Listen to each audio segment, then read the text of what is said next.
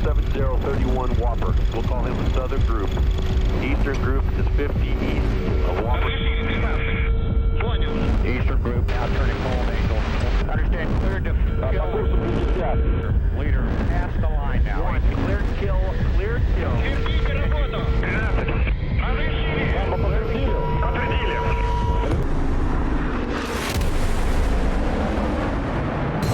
По курсу до цели полсотни 3. Выше 3. Понял. По фронту между целью 2 километра. Слева, одна справа, 209. Пошли направо, 39.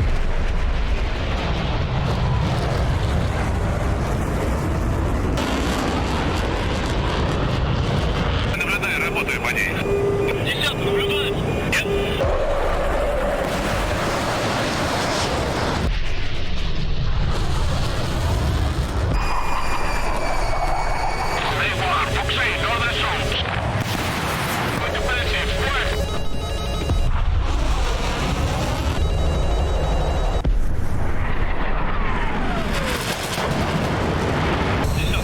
Понял. Находится справа.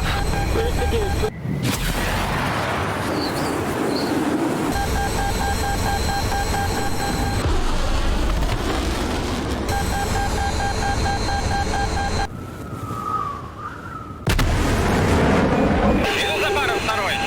Уходите влево, 722.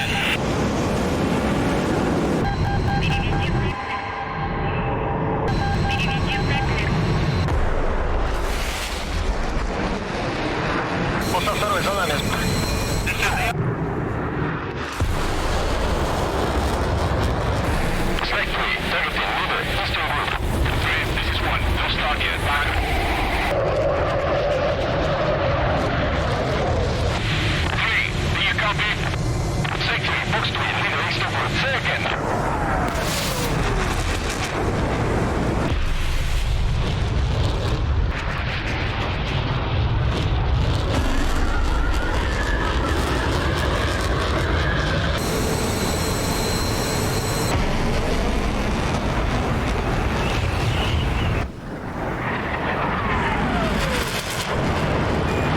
Работаю по верхнему.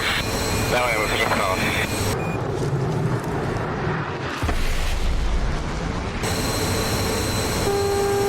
Пост.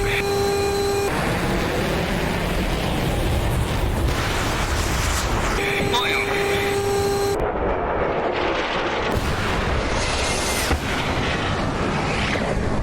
Пост второй за нами, давай.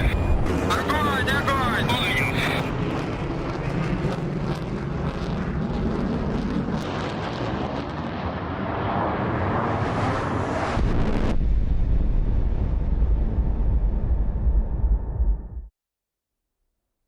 Hello, ladies and gentlemen, how are we going? I hope that you're all having a good day. Welcome to SATAC 2022. We are in the semi-finals today, witnessing inSky versus the 343rd. It's the Battle of the East China Sea, as inSky, the leaders of competitive aviation within China, versus the leaders of Japan. This is going to be absolutely fantastic.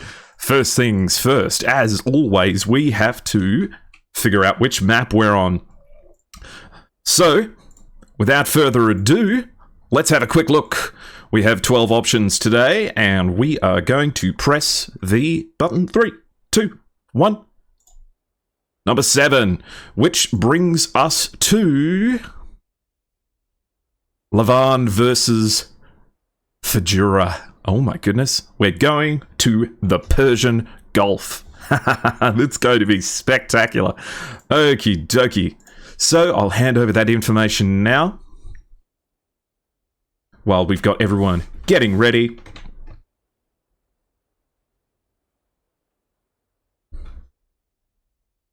How are you guys going? Are you excited for the matches today? This one is going to be so good. I'm so excited. Oh, after Starry Fox 9's legendary performance and inSky's domination over the Alamo aggressors, I am just champing at the bit at the flying that we're going to see today. We'll get the servers and everything set up, but there's also the coin flip.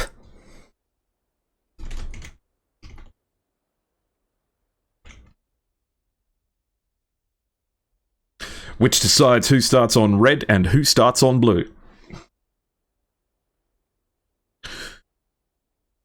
I'd better reset the scoreline, shouldn't I? Goodness me, look at me. I'm showing up to work and getting all excited, and I'm not even all completely set up right. The scoreboard does need updating. You noticed right at the same moment I did. Thank you for the heads up. I know. Okie dokie, we've passed over everything. So while we're getting ready, let's have a look at where we stand. So, of course, we have ETF versus the 51st later on today.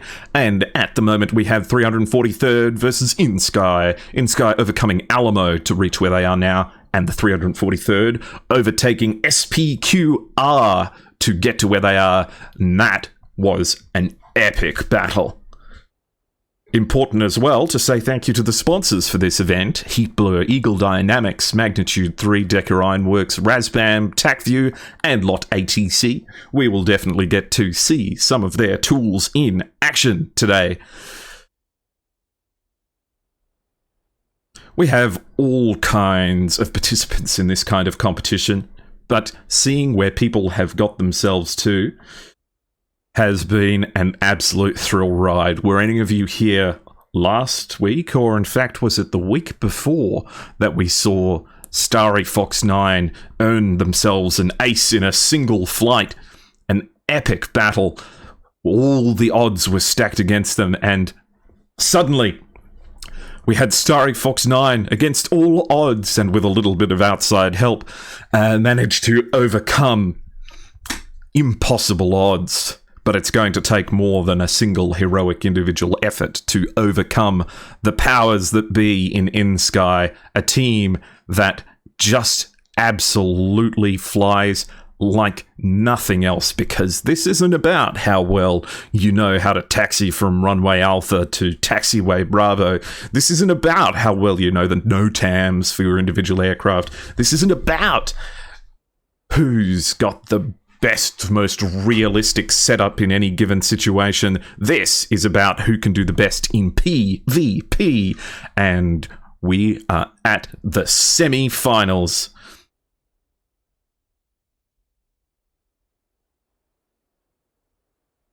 I see that we've got some first-timers here coming along to have a watch. I hope you guys are very excited for the battle that we've got coming up. Are you fans of inSky? Are you fans of the 343rd? Are you enthusiasts and followers of your own individual teams? Have you got someone you're cheering on for, or someone you want to see go down? I'm sure there's plenty of people with a little bit of a grudge against some of these pilots, having had flown up against them. You want to see who gets what's coming to them. Of course, important to remember that unlike the group stages, the GCI in these missions is going to be provided by other players who will be using Lot ATC as a way to observe the battle space and provide instruction to their respective pilots.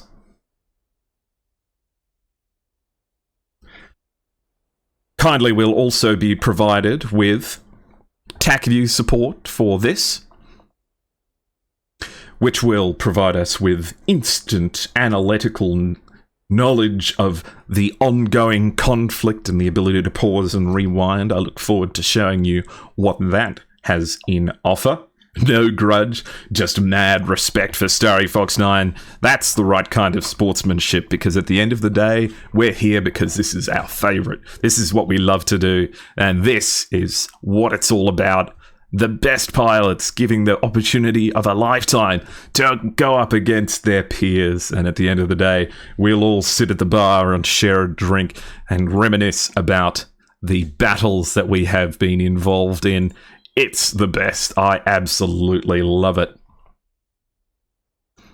The only unfortunate thing about all of this is that sometimes people have to get knocked out. And that's terrible, because you just want to see all your favourite pilots fly forever. We are not afraid to die. I know. What a legendary quote. What a moment in time.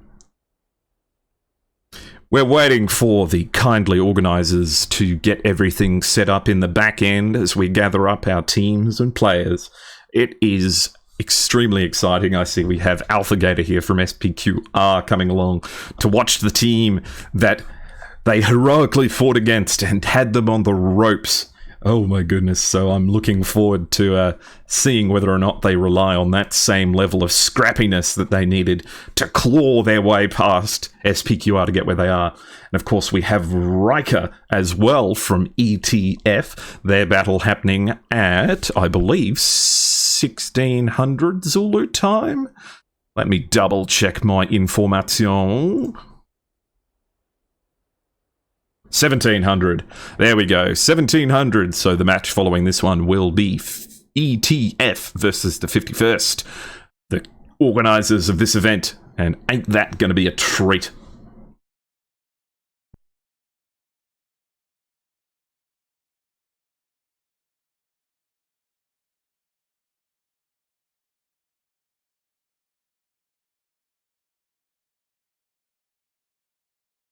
Alright, it's starting to look like we're getting everything gathered up and set up. But there's one thing left to do before we're all ready to go, which is we need to figure out who starts on which side.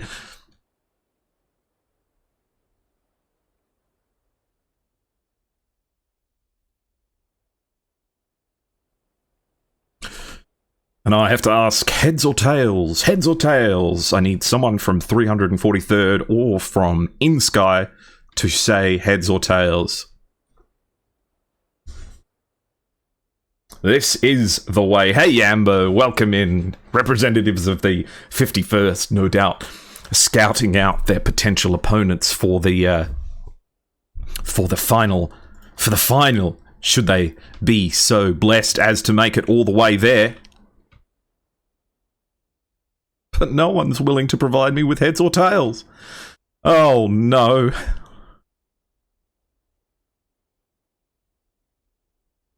Some very familiar names that I'm sure all of you will recognize here.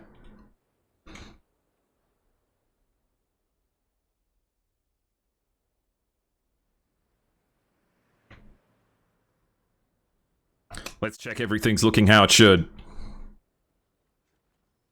And as you may well expect, the imposing, towering figure of the Burj Khalifa showing overhead as we are in the Persian Gulf. I'm excited. I haven't got to cast a match over the Persian Gulf just yet, so this is going to be wild. And this particular set of terrain is extremely difficult, with an enormous amount of water to fight over.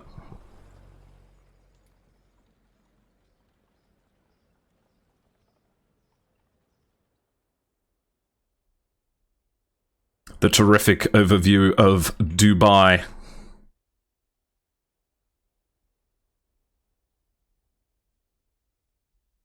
So let's have a look at the map. It is all over the water.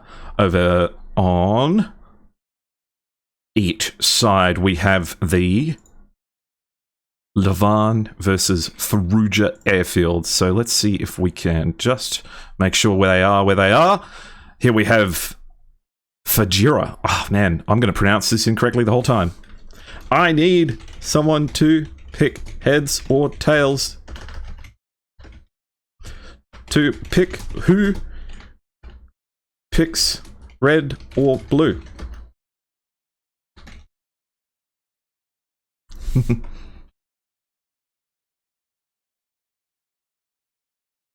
Starry Fox 9 laying down the gauntlet. Whichever wins is the best squadron in Asia.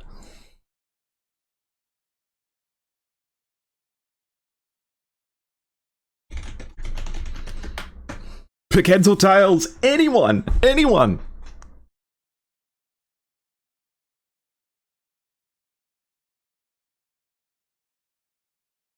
Hey, Techneticum. How you going? Good to see you. So good to see you.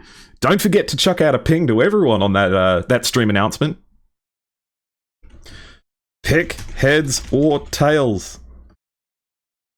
And then I will flip a coin.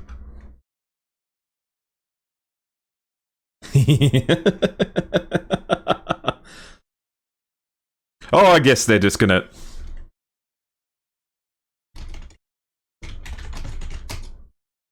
Okay, Yanyu picks heads. Finally. That was a bit of an effort. Okay, let's flip the coin.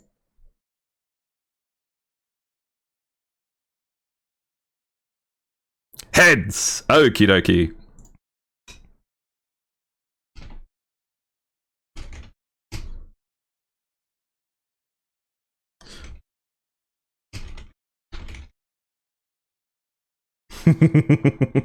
Good to see all of you. Good to see all of you. I'm so pleased seeing you guys. All get ready here as we overview of the battlefield. I'm so excited to see this fight over the ocean. It's going to be so cool. I cannot wait.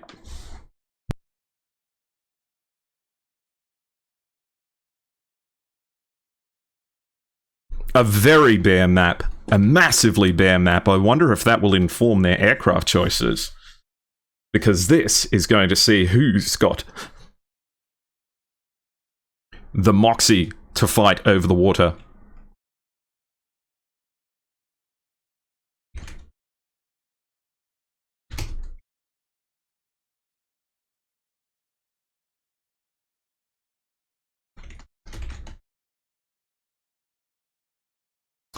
They're too focused on their battling and not focused enough on my instructing.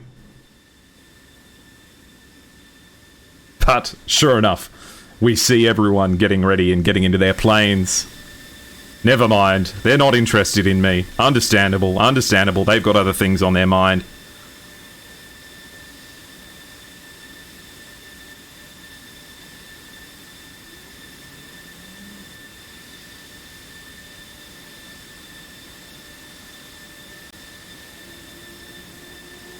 Everyone's arming up and getting ready to use. They're using the same planes as last time. They are.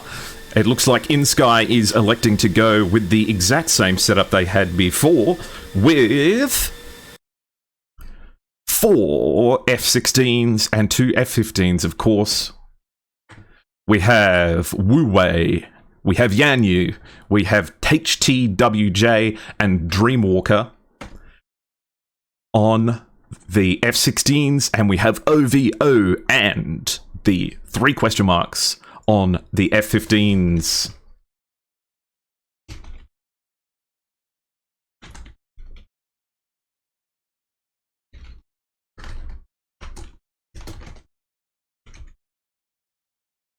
And let's see who we've got going on over on the blue side. As the 343rd appear to be getting ready. If I know these guys, they'll all be in F-18s. And sure enough, we have Unuma Suke, ACAS, Starry Fox 9, VIP Boy, Papa No, and Sunakuken. Oh, in fact, correction. We have Unuma Suke, ACAS, Starry Fox 9, and VIP Boy in F-18s, and Papa No and Sunakuken in F-16s. Starry is going to be in his F-18. This is Starry right here. Now, you might notice that Starry is in the penal battalion of the 343rd at the moment, allegedly thrown into prison for retweeting too much lewd art on Twitter. So, that's sometimes the way it goes.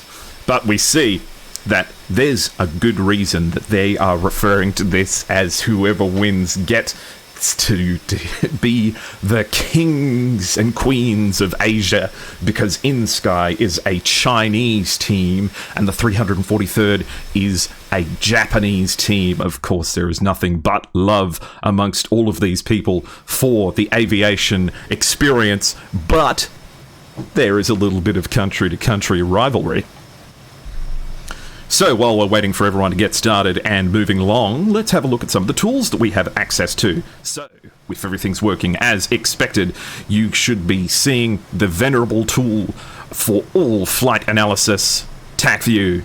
This gives us an overview of the battle space, as you can see, dominated by water across the central plain. So this will be an exercise in BVR combat. But we might see some sneaky techniques being used to take advantage of the little bits of terrain that they have access to. Once the match gets moving, we'll have plenty to look at here.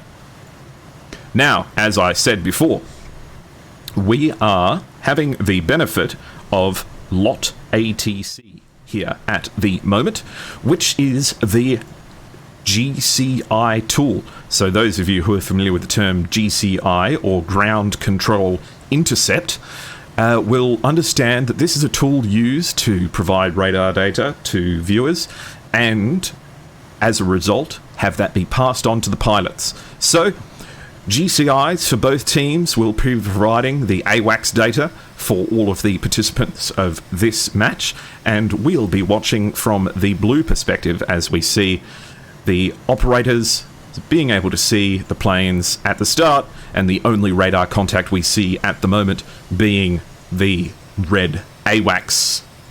So I'll show you a little bit of what that looks like once they are in the air. Of course, the AWACS for these matches all being provided by the venerable A50. We thank the RUAF for lending us some of their A50s for this match. With the benefit of the ocean terrain, it will be very difficult to hide from the GCIs in this match, so it's going to be an experience to see who can best coordinate their teams. We had some luck witnessing this match, you're exactly right. Getting to see a little bit of country rivalry. It's terrific. They're going to spread some 120 love around the place. It's going to be great. And of course, no need for politics in this sort of fighting. This is all about DCS, and it looks like inSky is getting up on the starting lines already. An absolutely fearsome display of the kind of pilots they are. Looks like there's one F-15 leading, one F-15 in the back, and the F-16 surrounding them on both sides. The limitations on armament for these planes are interesting. A maximum of 4 Fox 3 missiles. So, what's a Fox 3 missile? It's the AIM-120C in this match. As you can see, they've got 4 on the wings. You can not bring AIM-9Xs. AIM-9Ms are the best that you can bring. You can see here that with the limitation of 4 AIM-120Cs, some of the Hornets have elected to bring some Sparrows on the centerline pylons, Fox 1 missiles. And for the F-16s, they don't get the luxury, as they are going for 4 AIM-120Cs and 2 AIM-9Ms. Let's see, have we got any jamming pods? No jamming pods on the F-16s, just the 3-bag loadout. And the F-15s, of course, carrying along their own jamming equipment. Meanwhile, the planes for the 343rd, the F-18C not coming with any kind of inbuilt jamming equipment that is useful in any regard. However, the F-16s pairing up, one bringing a jamming pod and the other bringing a 3-bag fuel loadout.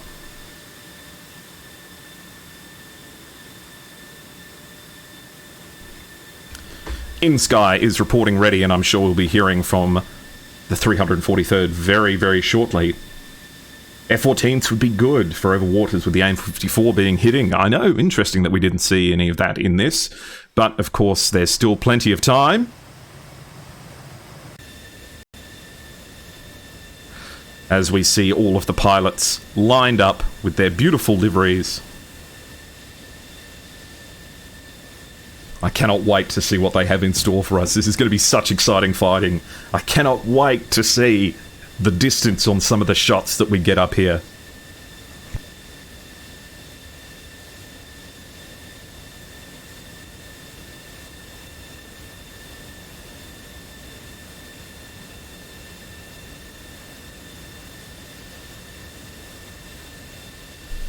This will be your last chance to get yourself a drink, to go to the bathroom, to get yourself nice and comfortable for the fight to come, because they are going to be taking off any second now.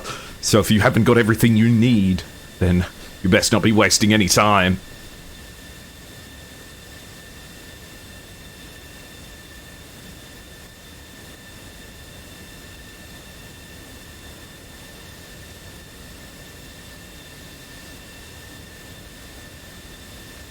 I could barely eat before this, I was so excited. I've been sitting here in my chair all jittery, getting everything set up, getting everything ready to go. Oh, I just can't wait. I can't wait.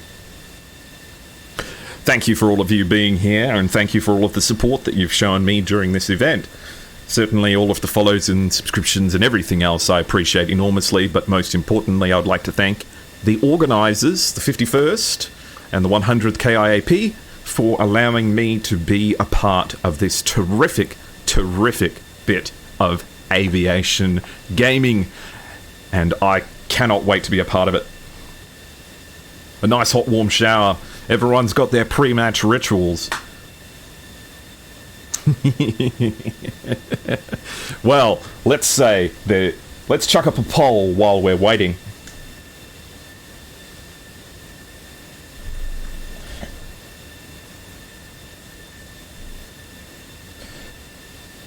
If you have a look at your streams at the moment, there is a brief poll going, seeing who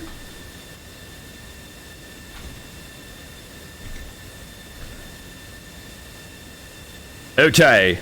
10, 9, 8, 7, 6, 5, 4, 3, 2, 1, go, go, go.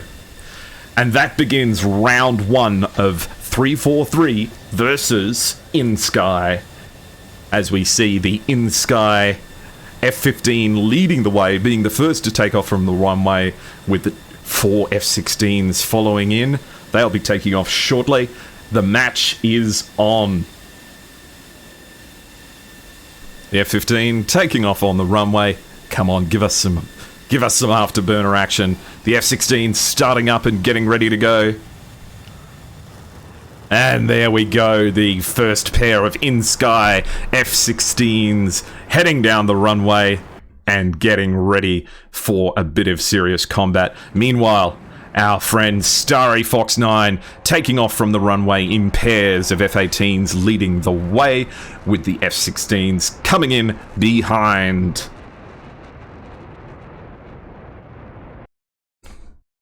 And the F-16s taking off. Looking good. What a beautiful day for flying. Very little cloud cover. Of course, it wouldn't provide you with any cover at all, but it makes it better to look at. Let's say that. Off they go.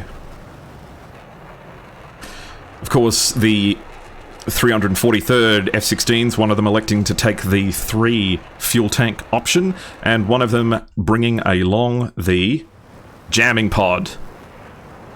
So, I wouldn't be surprised if we see them operating as a pair, with the jamming benefit being provided for both aircraft involved.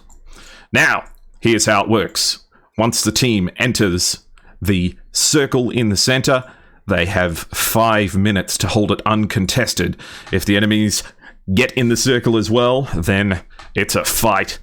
Whichever team is left with the last man standing takes control of the circle and has to fly back to base to secure the win. So, everyone will be making a quick entry into the circle in no time at all, I have no doubt.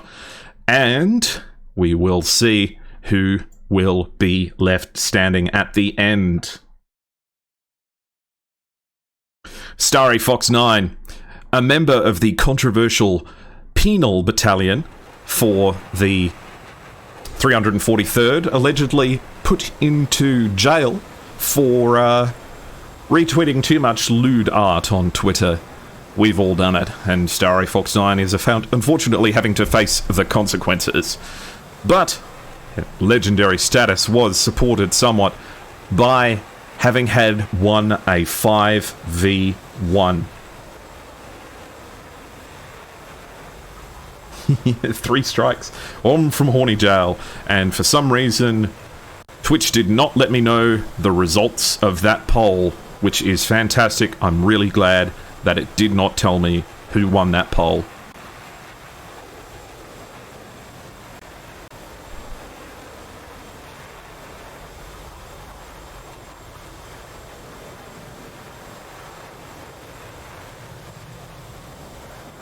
inSky won. Oh, I see. Oh, bugger, I'm surprised I didn't see it. Yeah, there was a poll. We'll run a poll with each round. Oh, in fact, it looks like the F-18s for the 343rd are pairing up with F-16s. We see that the 343rd are sticking together in quite a close group, with ACAS turning off to take the southern route. Meanwhile, for inSky, we see the 2 F-15s going high and fast and taking the northern route, staying over the little bit of land that they have on their side of the circle. People not seeing the poll may explain why there wasn't any votes. Never mind. Thought I would try something new. Didn't work. Never mind. One of the things that you'll notice about inSky's flying style is that they don't necessarily stick to close formations. They operate as a fairly loose and flexible unit, which in previous matches has served them very, very, very well. It makes them very hard to pin down. Now let's have a look at Lot ATC. This is what the 343rd's GCI will be seeing for this match. So we can see that this southern contact down here is the AWACS, as we know, and these 2 northern contacts going very fast are the F-15s, and then right down the middle we can see the F-16s progressing towards the circle. So the GCI will be saying they're splitting up into 2 groups. To bearing 303 at 230 kilometers, you have your first contacts, and at 314 at 220 kilometers, you have the F-15s. And of course, in TAC view, we see the first of the fuel tanks being dropped for 343rd. Don't need them if they haven't got the fuel left in them, as everyone's sticking together in quite a close group. We have this triple group of F-18s leading the way. Meanwhile, for inSky, we have the F-16s in a fairly close formation at the back, with Yanyu leading low and fast, which was exactly the same formation used during the previous inSky match. And of course, we have the F-15s up high, as they ought to be. We have the F-16s from Yanyu has taken the circle first, down at 10,000 feet. And red takes control of the battle space, but blue is seconds away, so this will not be victory by forfeit, this will be victory by battle.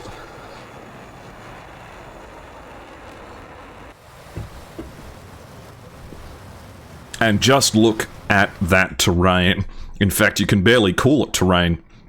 It is, if nothing else, without cover.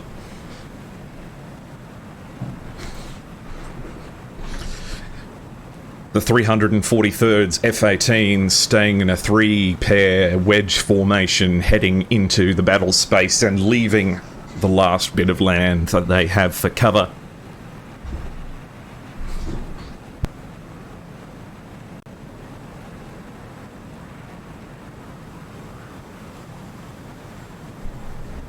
The battle for Asia has begun. This is more than just bragging rights on the line. This is national pride. You can guarantee that all of these pilots are going to be feeling very, very strongly about achieving a win today, and plenty of high morale for everyone involved. The F-18 suffering a little bit from not being the fastest plane in the sky, but we've seen what 343rd can do with it, as they are preparing for turn in to the opening engagement. Current separation between the groups is 80 nautical miles, just outside of the range for anyone to really be picking anyone up on radar. We have Yanyu going south. Meanwhile, Wu Wei, Dreamwalker, and HTWJ are relatively central at the moment, but it looks like Wu Wei is following up Yanyu.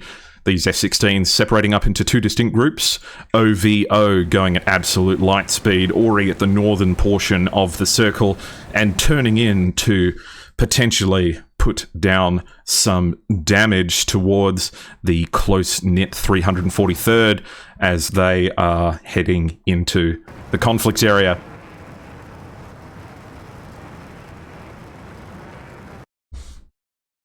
Only a matter of time before we see the first launches. The F-15s hovering up at around about 43,000 feet. The F-16s between 20 and 28,000 feet. And with Yanyu down at 10,000 feet. Meanwhile, the 343rd at 25,000 feet, with their southern group at 28,000 feet. The F-16s and the one F-18 forming the cohort of the southern group.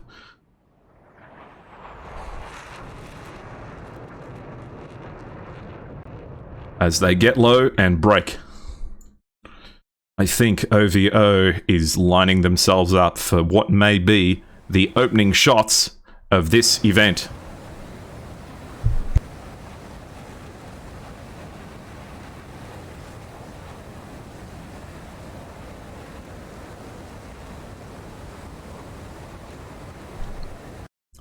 They'll be within range of each other in no time at all. Key importance here, we have the F-18s in the northern group very, very low. And do we see the first missile launch coming off the rails, an AIM-120C coming off the rails, two of them from OVO, as AIM-120Cs come in response. Unamesuke going low, brushing the tips of the waves down below as these AIM-120Cs launched in track while scan mode have found desirable targets. You're going to have to rely on the ground clutter to save you here, and a few countermeasures to boot, because this missile has speed and it has lock.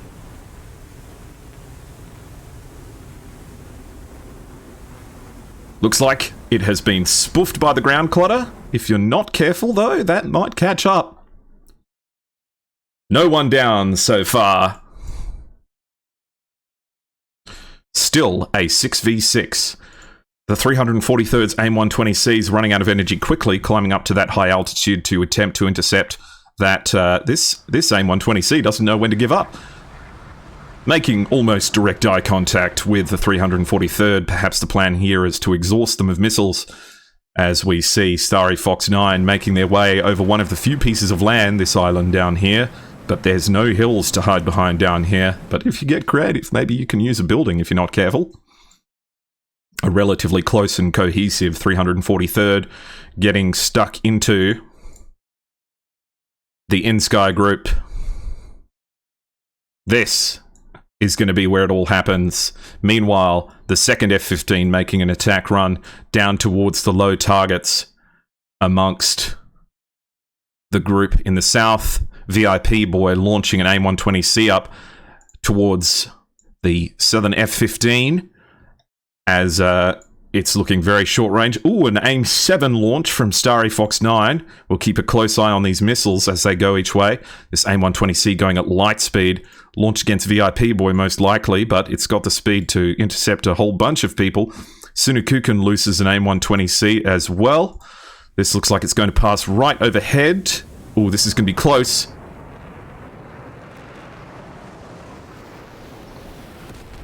Unlucky. It connects.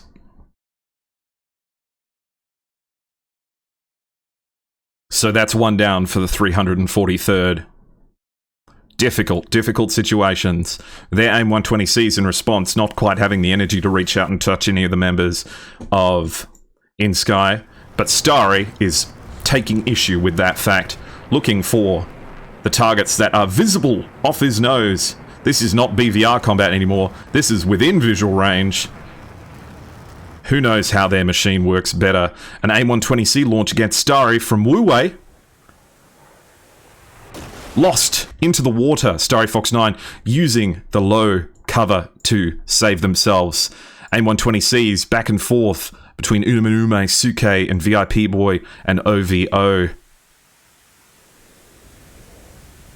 Relying on the ground clutter to save themselves. I don't see where this AIM-120C is going.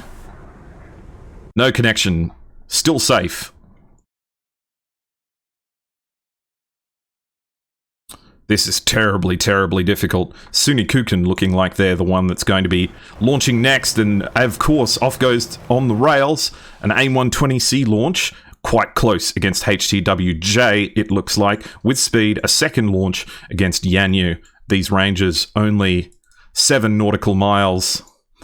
HTWJ turning cold. Hoping to defeat that AIM-120C launch. And Yanyu, having had spoofed the second one, AIM-120C launch against Starry Fox 9, who will know it's there. As Starry launches in response. More AIM-120Cs launched back and forth. And Starry Fox 9 has gone down with F-15, hitting them with a AIM-120C. It is 4 against 6. As Papa No launches a AIM-120C against Dreamwalker, who is turning cold and fast. Papa, have you got what it takes to get away?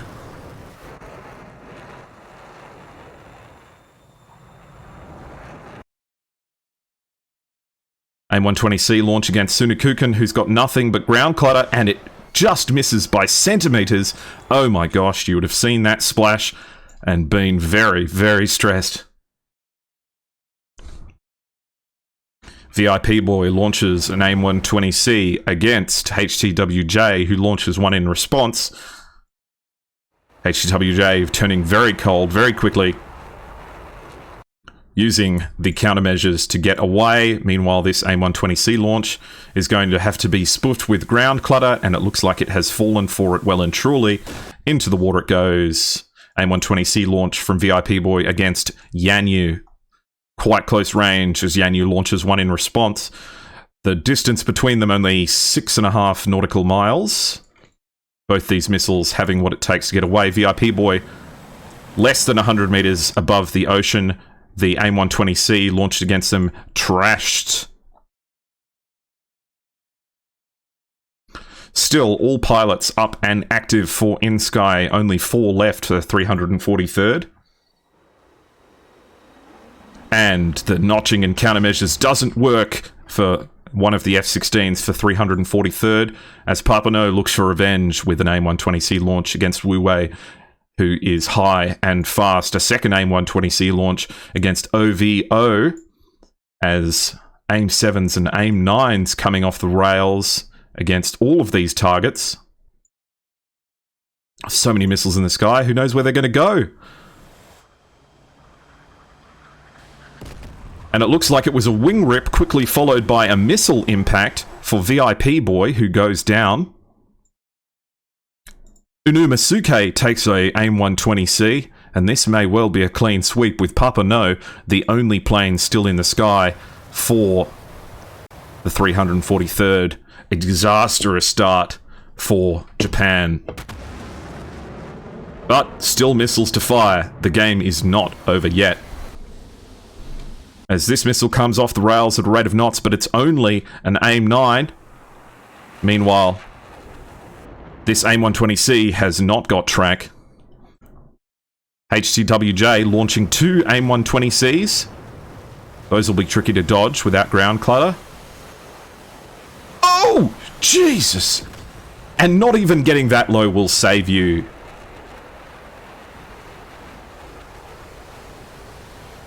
As the last of the 343rd planes hits the drink. And that is a clean sweep for inSky. A devastating, devastating first blow as they appear to peel off and get ready to go back. Let's use the wonderful TAC view to catch some of what we missed. So, TACView providing us with live, rewindable coverage of the opening battle. We saw that the Northern Group, quite low, launching their AIM-120Cs, as OVO launches in response at almost exactly the same time. These two missiles not quite finding their targets against the Southern Group, being spoofed by ground clutter, and then as soon as they know those missiles are trashed, they turn north again to engage the second F-15, who fires in response. Now this is interesting. Despite the fact that these two planes were the closest to this F-15 here, the AIM-120C launch was actually against ACAS. I wonder if it actually changed targets once it went pitbull, or if it was an intentional launch that took ACAS out. So the first one to go down was ACAS. It is only the first round of a best of 5. Plenty of AIM-120C launches back and forth. But these F-15s just being able to maintain the distance and separation necessary to prevent these impacts. So many AIM-120C launches, but you see, as soon as a missile comes off the rails, these pilots for inSky just turning cold instantly and not seeing any effect from those AIM-120Cs, whereas the 343rd making spectacular use of ground clutter to confuse themselves. Here we see the death of the venerable hero of the 343rd, Starry Fox 9, turning in with the second F-15 of inSky deciding to give him an AIM-120C for his troubles. Starry Fox 9 beginning to notch, but potentially losing situational awareness at the last second, wanting to get a missile off the rails against that F-15, but in that time, catches the attention of the AIM-120C, and you can see when you're firing a missile up that high, it just doesn't have the legs to get up there. So, we have Wu Wei leading the way to make it back to base for inSky, who has come up with a devastating first round of battle. You've got to be pleased with that, though, and I doubt that we'll see all of them crash on their way back home, so this may well be round 1 to inSky.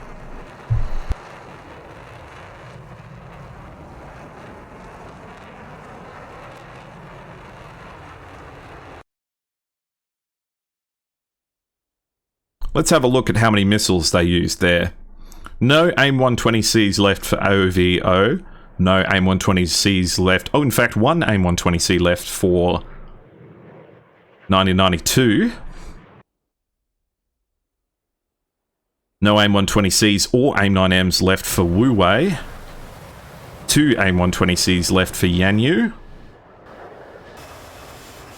And nothing left on the wings of HTWJ. Only AIM-9Ms left for Dreamwalker.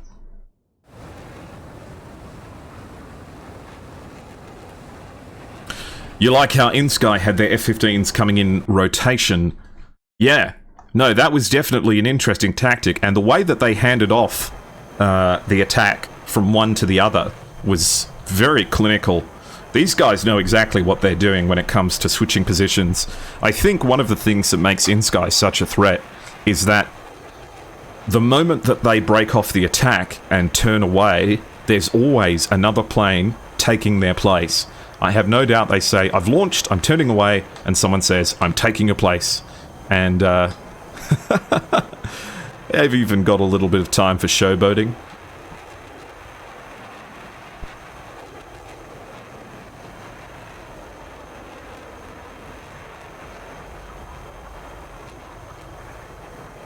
Great grinder communication. Yes, and there's very little you can do to get good at that except practice, practice, practice, practice. Train, train, train, train. And this team has been going for a very, very long time. So no doubt these pilots can barely need to speak to each other to pass information back. The 343rd F-16s need to bring the F-15s down from altitude. Well, that's an easier thing said than done, but I think you're right. You can't just let them dominate the airspace up that high. As we see the sound barrier being neatly broken here. This almost looks like a police chase.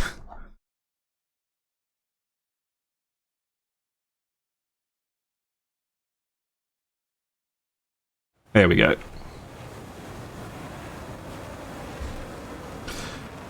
Alright, so how are we feeling? What do you guys think of that first match? Did it go the way you expected?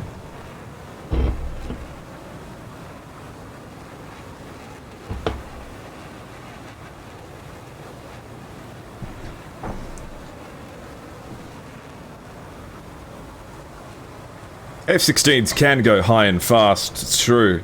It depends on your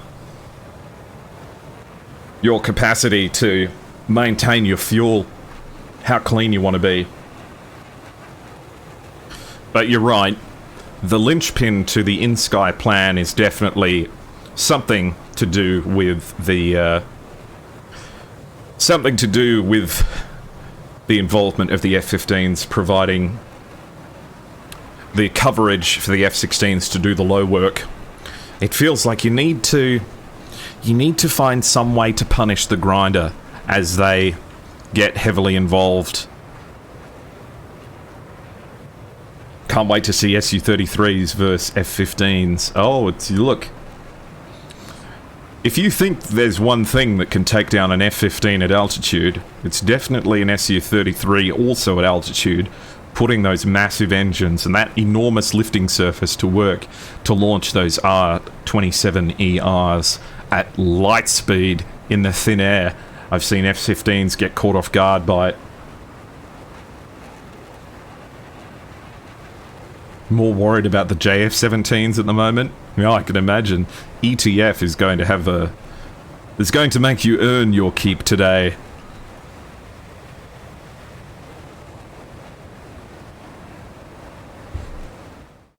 The TAC view is an interesting predicament. Let's have a look at two of these pairs of F-16s to see how they interact. So, here we have Dreamwalker attacking Papa No, launching a missile, and then immediately turning away cold. As Dreamwalker launches a missile and turns away, Wu Wei is turning in and overtakes them. HTWJ overtakes them as Dreamwalker defeats the missile. HTWJ launches a missile, turns cold, as Dreamwalker now turns around and recommits to the attack. Then Dreamwalker launches a missile against Sunakukan, begins turning cold, and then HTWJ, defeating the missile, turns around to recommit. HTWJ gets a missile locked on and says, Dreamwalker, switch places with me. And Dreamwalker says, you got it, and turns around and overtakes them. Grinding taken to a whole new level. I mean, just look at it. It's like a ballet. They just swap places, swap places, swap places, swap places. They just do it the whole way through. It's incredible flying, and the communication is just insane.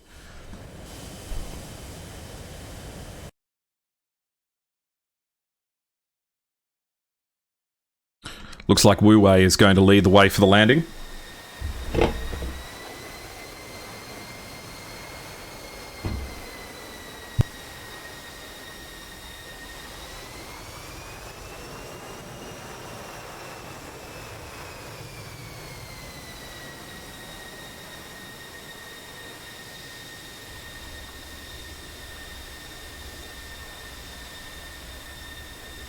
And I was going to say buttery smooth, but he's nearly come off the taxiway.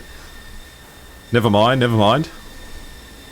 You paid for all the one-way, so you might as well use it. They only need one of them on the ground to win. They just need to have at least one plane make it home and land. Runway excursion, exactly. Miko, how would you rate this F-16 landing? A little bit rocky, wouldn't you say? These are expert fighters, not expert landers. Yanyu, the next one to come in. And that secures the win of the first round for inSky.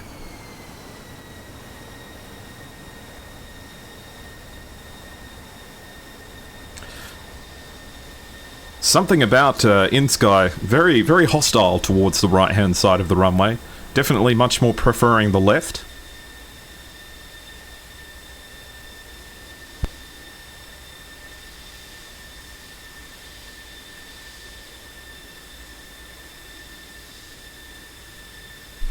I think someone needs to politely let inSky know that they are allowed to use the entire runway. They don't just have to use the little strip on the left-hand side, as HTWJ comes in. And HTWJ much prefers the right-hand side of the runway in this instance.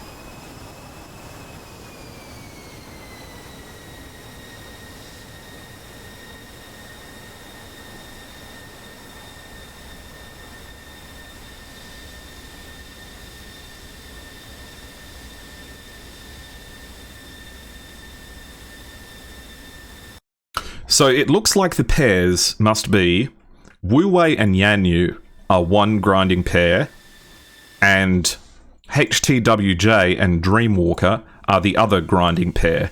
And as they switch places back and forth.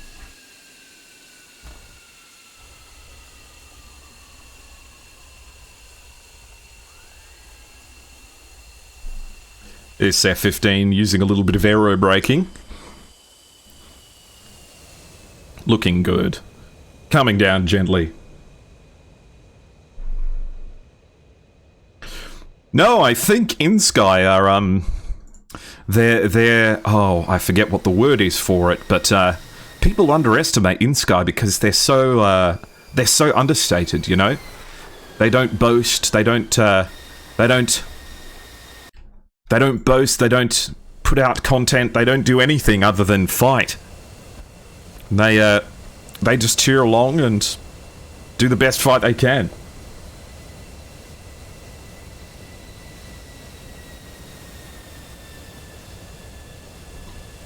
And that closes off round one with the entirety of inSky making it back to the runway.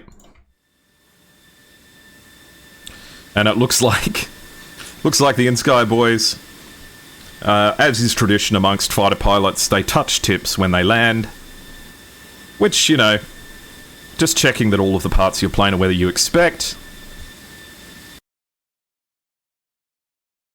And why wouldn't you? Alright guys, it's time to set up for round two. So, if you've enjoyed it so far, please continue to cheer along all of your favourite pilots here, and oh my god, what have I done? You are not supposed to be able to see that. So, stand up, stretch your legs, get yourself a drink, and I will give you a quick be right back to take advantage of just a little bit of downtime while we prepare for the next round.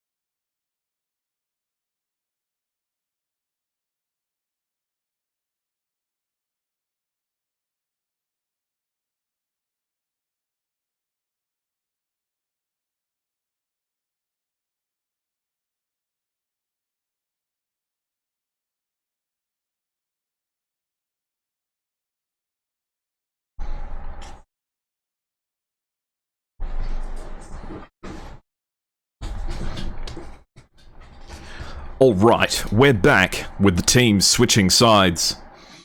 Now, here's a question for you. What does airshow and an ordinary potato from the Midwest have in common? We're both just commentators. Oh, look. Let's get everyone into their jets and get ready to go. Looks like everyone's just loading in as we refresh all of our analytical software. Dad joke. Hey, look. You gotta let me have one every now and then. Unfollowed. Understandable. Most people are only here for the battle. Speaking of which, as we see the Dubai terrain, we see the palms, and we see not the Burj Khalifa. The Burj Khalifa's over here. Looking terrific in this sunshine. And this hotel here, which I've forgotten the name of, but I'm sure one of you guys know. Now, this is one of the more difficult runways to take advantage of, particularly suited towards short takeoff and vertical landing aircraft, neither team electing to land back here in this instance. The Burj Al Arab. Oh, I see. Apparently one of the only 6-star hotels in the world.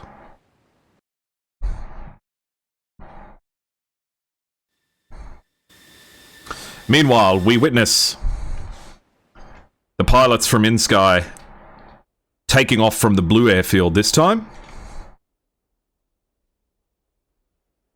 Was it Red Bull that landed a plane there? Yes, it was a modified Piper Cub, but let's be honest, a Piper Cub is not that far from a helicopter when it comes to the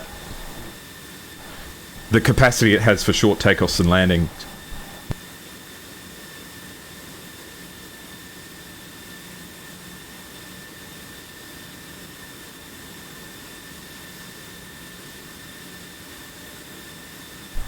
Now, I'm just a bad pilot that doesn't know anything, but let's hypothesize about what we might need to do to take on these red dragons as the F-16s take on their equipment. I think we're all in agreement that one of the key factors is you need to get those F-15s down. Now, the F-16s can do that if you're good, with the right equipment. I wouldn't be surprised if we see both of the F-16s bringing jammers this time to prevent those lofting A120C shots.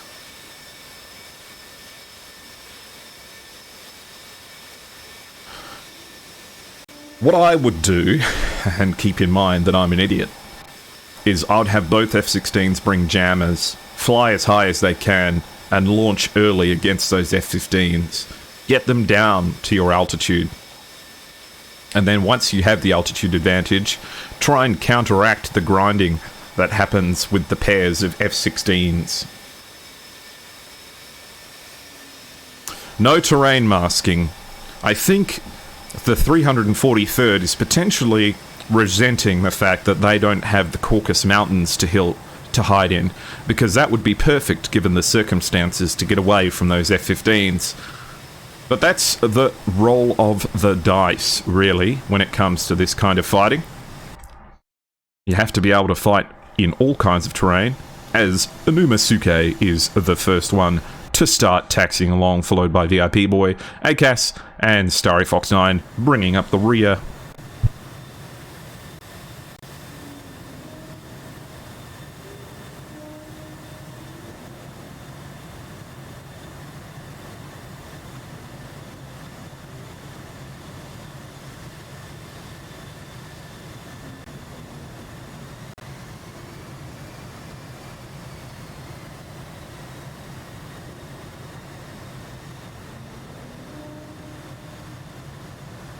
This is a best of 5, so 343rd is barely getting started here, as they will be taking the downtime to discuss strategy, as we see the inSky F-15s beginning to make their way down to the runway.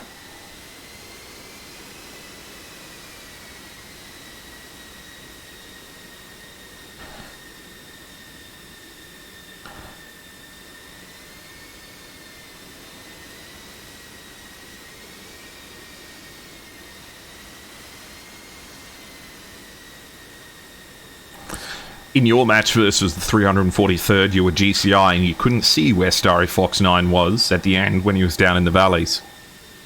Yes, that's the thing. I don't think there's any terrain masking to be had against the water, which is a difficult situation to be in. Looks like the F-15s are happy to start much further up the runway than their F-16 brethren. To be fair, this is a commercial runway, so you've got all the space in the world to get going. As we see a group of migratory airliners gathering for nesting season, we can see that the larger mother airliner is preparing to lay eggs in this small nest as these planes are prepared for breeding and looking forward to a warm summer within the Gulf states, a perfect place to raise young aircraft. Meanwhile, everyone's getting set up in their starting areas. Looks like the 343rd are relatively lined up and getting ready to go.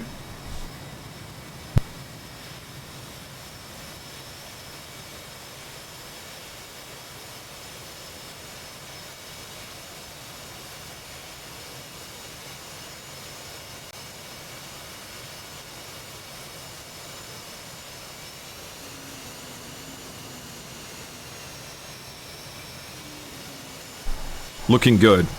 Starry Fox 9, nose bloodied. But not out yet.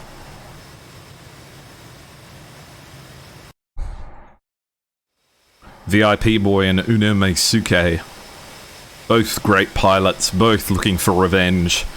Both flying for their country. That red sun looking gorgeous on those F-18s.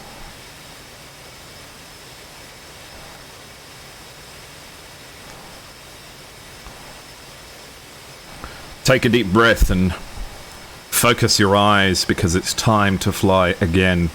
We're just waiting for 343rd to give us the go.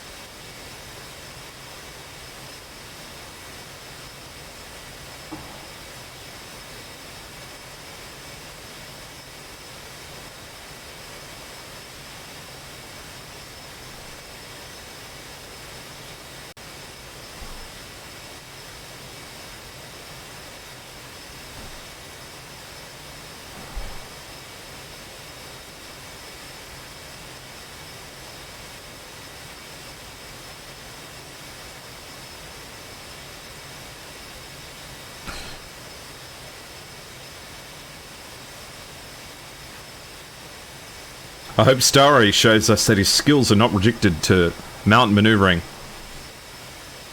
343 says ready to go. Ready. Good luck. 9, 8, 7, 6, 5, 4, 3, 2, 1. Go, go, go. And that begins round 2.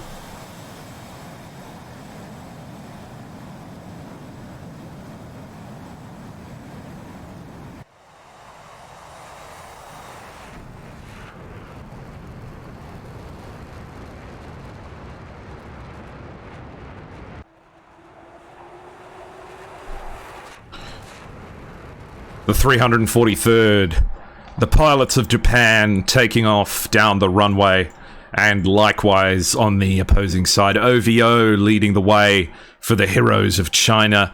1992, it looks like they're waiting for the F-16s to head along as Yanyu leads the way with Wu Wei as their partner, heading down the runway and getting ready to take off, carrying on their shoulders the hopes and dreams of China.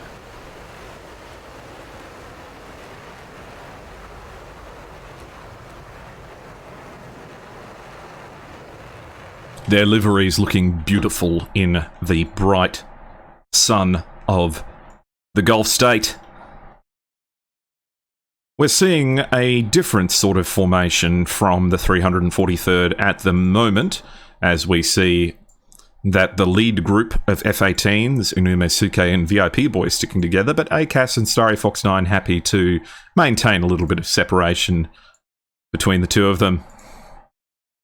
The F-16s following up behind, sticking together like glue, like best friends do.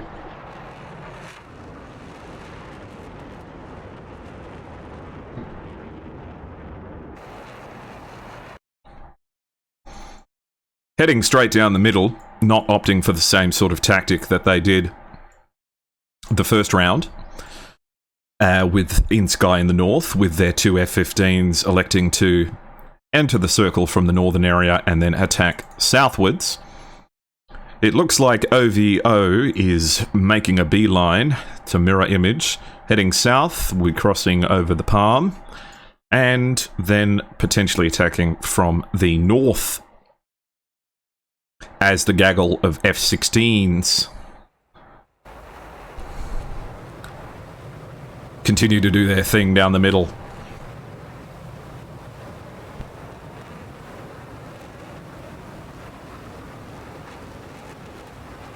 What mod are you using to have the velocity vector on the F10 map? It's they added it in a recent patch, actually. It is base game. The recent open beta patch made it so that there are velocity vectors and a number of additional options on the F10 map, including the ability to turn off specific labels for specific things.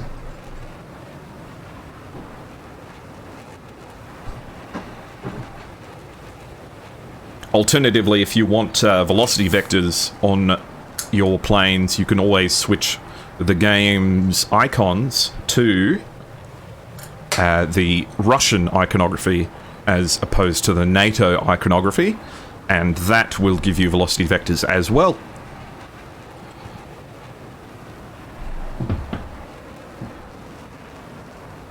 As we see inSky showing they can formation fly if they want to, the F-15s of OVO in 1992 heading down together. inSky with this triple group of F-18s going high this time. Looks like they would prefer to get their opening punches out at high altitude. Can't blame them.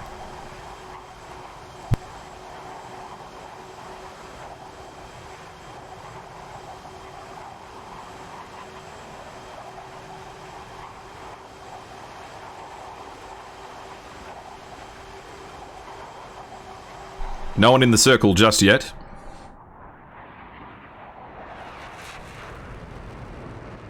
But the lead group. Let's have a look at and see what Lot ATC is telling inSky at the moment. So, we're seeing Lot ATC from inSky's perspective. Their GCI will be providing them with necessary information. We see that that 3 group of F-18s is appearing as only one contact at the moment. So they'll be seeing 2 contacts here. And you see them, in fact, separate up just as they get in range now into a 3 group and a 2 group. As the radar gets better resolution on those contacts, they can see that they're sending the F-16s down the middle and getting stuck in, as it looks like 1993 is going to be the one that enters the circle first, followed closely by the squadrons from 343rd.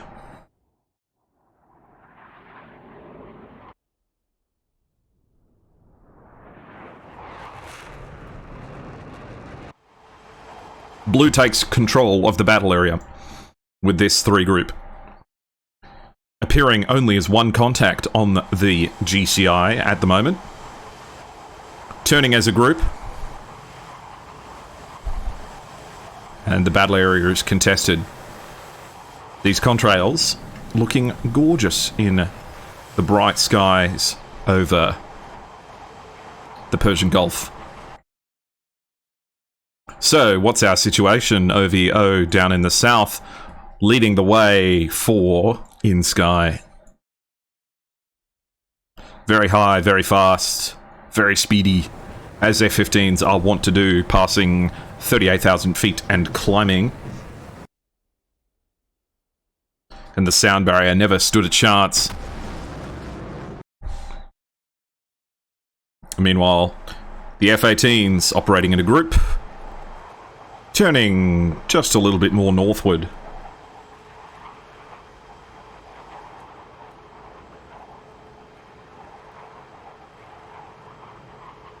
Looking fearsome and ready to go. I'm sure we'll see some drop tanks coming off the wings very shortly. As we see the pairs of F-16s chugging along, we see Yanyu and Wu Wei, one pair, and HCWJ and Dreamwalker, the second. It'll be interesting to see what impact it would have on the grinding pair if one of their comrades were to fall and the F-16 swapping places back and forth loses that cohesion.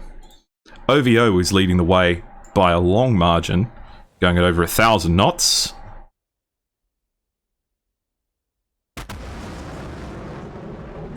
And passing 41,000 feet. At the tip of the spear for inSky. Meanwhile, much more conservative from the 343rd, with Inume's Suke, ACAS, and VIP Boy forming this southern group, as Starry Fox 9, Papano, and Sunakukan form the northern group with the two F-16s.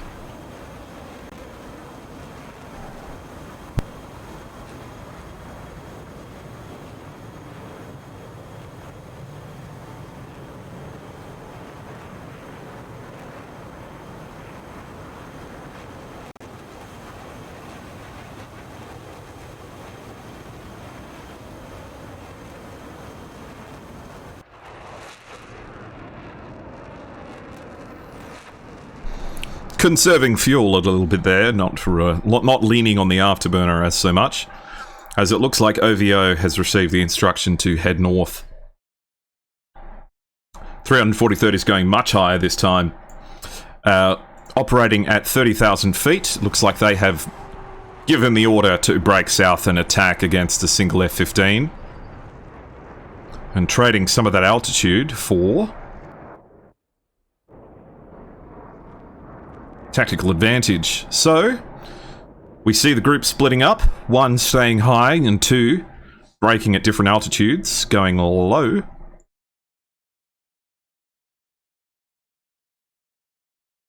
As OVO is making their way, current separation is 30 nautical miles, so well within radar detection range, but not necessarily through ECM burn-through range for the different aircraft. Looks like the southern group of F-18s is burning down altitude quick fast. Pardon me. OVO potentially acting as bait here. But that trap not necessarily being fallen for, as ACAS goes low over the little bit of terrain that they have down here, not necessarily any mountains to get stuck into. As we see the northern group of 343rd separating out to press the attack on this F-15. 343rd have responded to the threat by providing the bait, turning away, and we see the first AIM-120 come off the rails for OVO, looking like it may be going for Starry.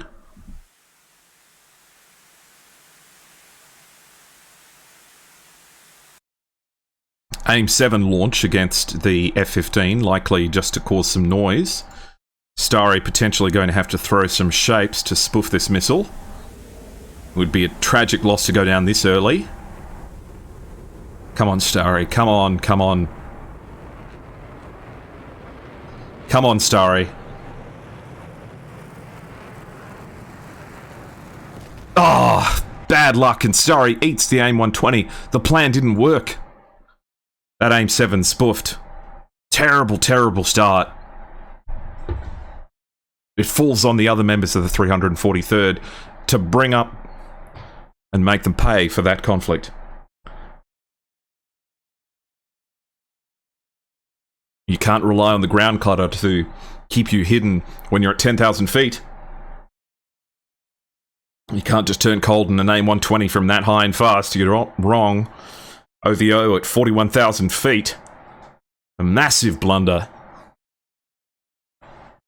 And the F-16s are coming to get stuck in now, with 1992 coming in as the second F-15. We see the grinding pairs of inSky getting stuck into the battle. We'll see a missile off the wings in no time at all, I have no doubt. Thought that was a launch. There we go. Off comes the missile. And one in return. Sunikukin turning cold, despite not having had anything launched against him. Inumasuke now aware that there's a missile coming in for them. Gonna have to notch that one. But if you're not careful, you'll eat it. Devastating.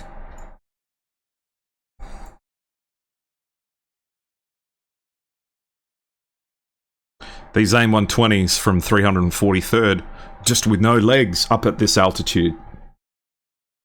As the F-16s are now getting stuck in.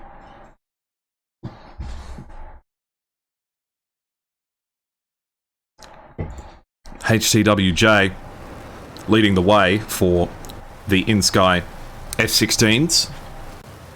We'll be swapping places with Dreamweaver shortly after being launched on, no doubt. Dreamwalker, rather. AIM-120C launch from VIP Boy against HTWJ, who predictably immediately turns cold and low. Not even feeling the need for countermeasures just yet, as OVO is dangerously close and high above Sunikukin. AIM-120C launch from Papa No against Wu Wei, who hasn't turned cold yet, but will in a sec, I have no doubt. Directly above OVO launches down against these planes, so we'll keep an eye on these two missiles. Wu Wei hopefully having the speed to get away from this AIM-120C, as Papa No has nothing left but ground clutter to hopefully spoof this missile. ACAS staying way too high and getting the attention of the OVO F-15, as Papa No has an AIM-120C coming in, potentially turning into it. Whoa! That was close. That was a narrow dodge. It still has energy, but it's lost lock. Okay, that was a close one. And it looks like the other missile did impact against the other 343rd member. ACAS going down. AIM-120Cs launch against Sunikukin in both directions. Nothing but countermeasures. You can't notch in two directions at once. We see that one hit the water. And impact. Terrible. You can't go that low. Bad luck. VIP Boy now resorting to the water to save them from the attention of AIM-120Cs. Takes an AIM-120C. Doesn't manage to hit the notch. Papa No, once again, the only remaining member of 343rd. Still with weapons on wings, but in a difficult situation. This is tough. A massive strategy change needed by the 343rd.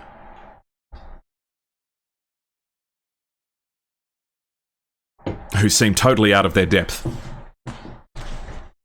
In this kind of flying, you can't rely on the mountains to be there to save you, as Papa No has AIM-120Cs launched against them.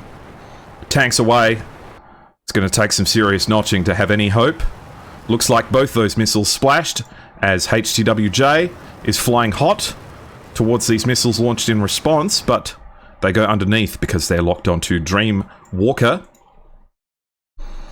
Looks like we're getting pretty close to a merge here, as these planes trade missiles back and forth. And an AIM-120C impacts, as OVO just has to fly away. No splashes for the 343rd. We still have 6 planes in the air for inSky, who's take control of the battle area.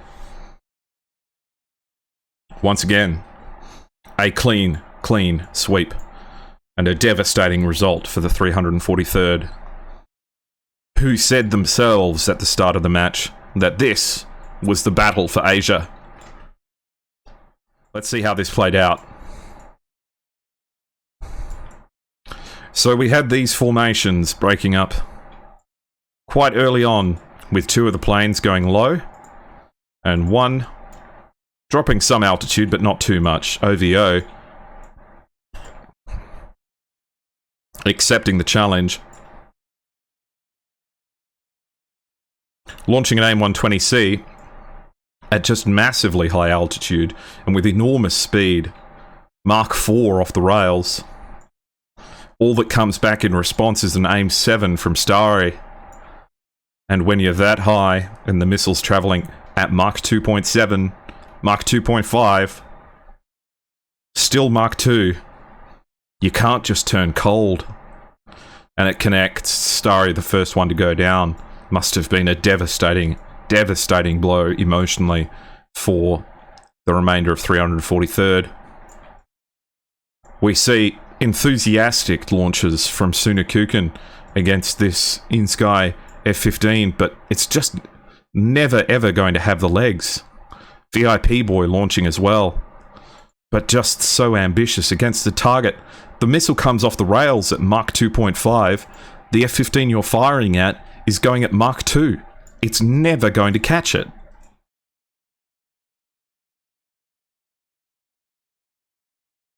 Unami Suke caught up at slightly too high altitude, with 1992 launching an AIM-120C down towards them and just not able to get into the notch, instead deciding to turn cold against a missile that's going at Mach 3, Mach 2.5.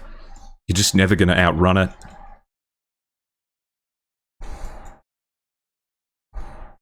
Meanwhile, let's have a look at what our grinders have been up to.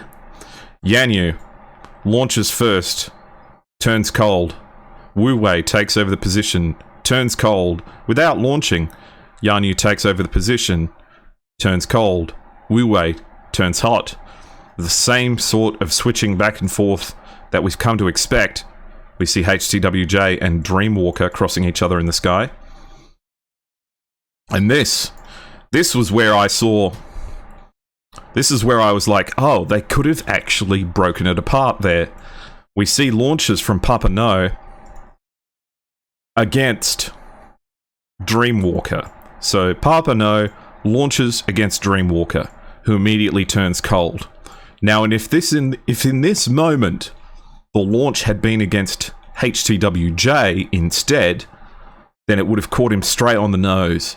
But no such luck.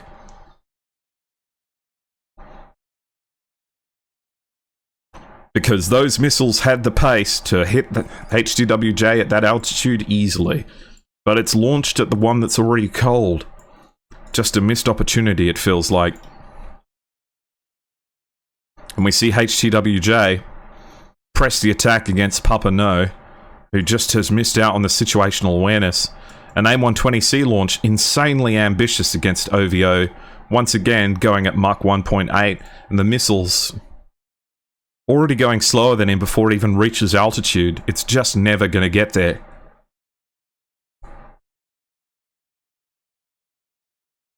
And an absolute clinical disassembly of the 343rd pilots as we see inSky making their way back home.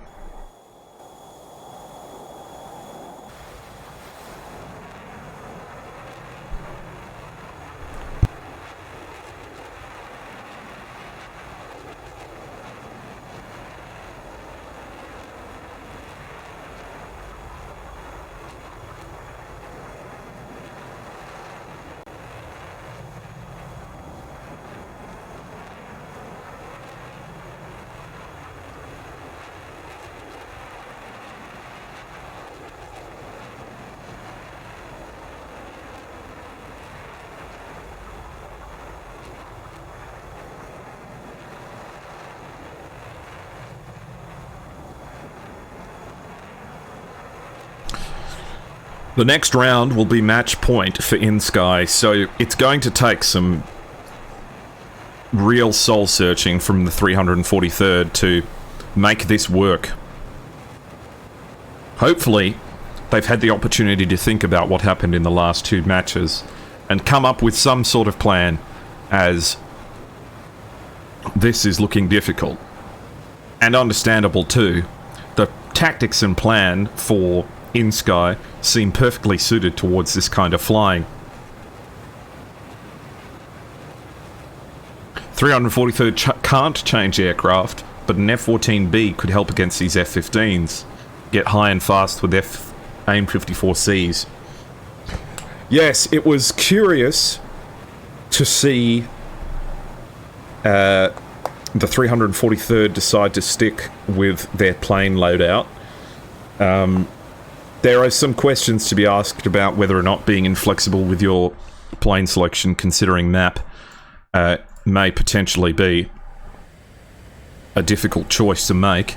But then again, inSky is bringing exactly the same set of planes that they brought the last time they were in the Caucasus. So perhaps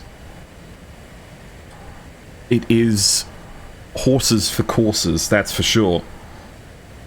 No doubt this sort of terrain, from my layperson's perspective, does not seem enormously well suited to the strengths of the F-18, which, in the absence of high-quality jamming and with the difficulty of gaining the altitude and speed required for very, very long-distance AIM-120C shots, this does feel somewhat as if the cards are stacked against them.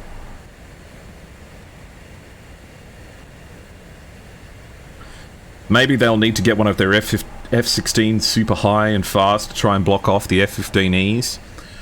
Dealing with the F-15Es is definitely the linchpin to all of this for the 343rd, but what form that takes will be difficult. It feels as if, with the shortcomings of the F-15's radar in terms of its ability to look both up and down at the same time, if you were to attack from both, this is what let me start again. If I were to put myself in their shoes, once that 3 formation of F-18s broke up, I was hoping that we would see at least one of them stay at high altitude to at least bait the launchers out of the F-15 to keep that F-15's radar looking high and keep it turning hot. Meanwhile, lower planes could have snuck in underneath it and launched upwards against it at the sorts of ranges where they would have stood a chance to connect.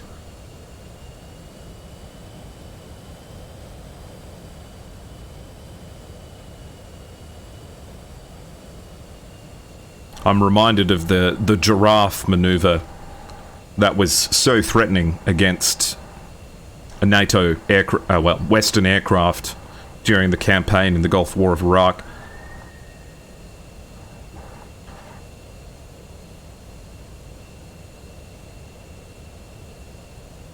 But this airspace just completely dedicated and dominated by planes like the F-15, as we see the first landing happen for inSky, which secures them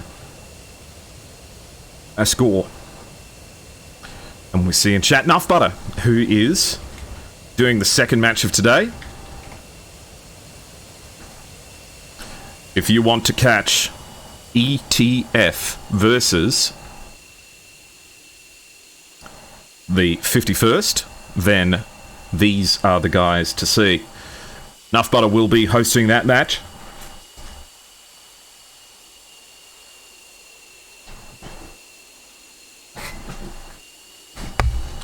inSky coming through this fight having had not lost anything, you're very right. And that must be difficult for the 343rd, as the entirety of the inSky fleet appears to have had their most threatening part of this fight consist of landing.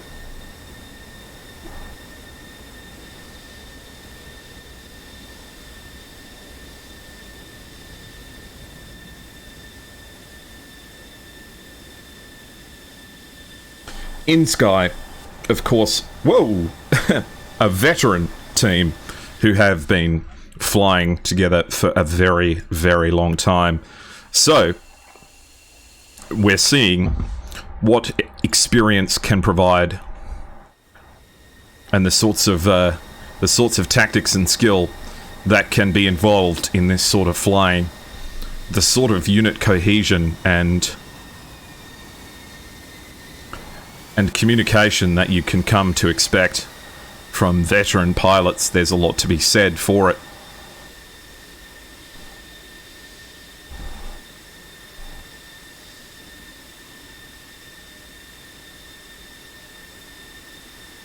As we see inSky comfortably landed, but it looks like Yanyu and HTWJ following up at the tail end.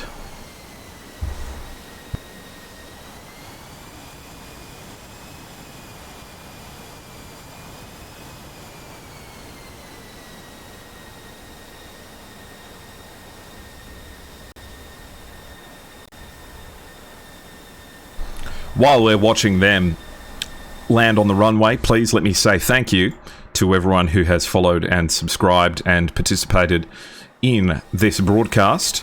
Sorry, I can't shout you guys out individually, as with the match going on, there is a lot of focus, but I appreciate all of the support that you guys have given me throughout this competition, and appreciate the organisers very, very much for allowing me to be a part of it.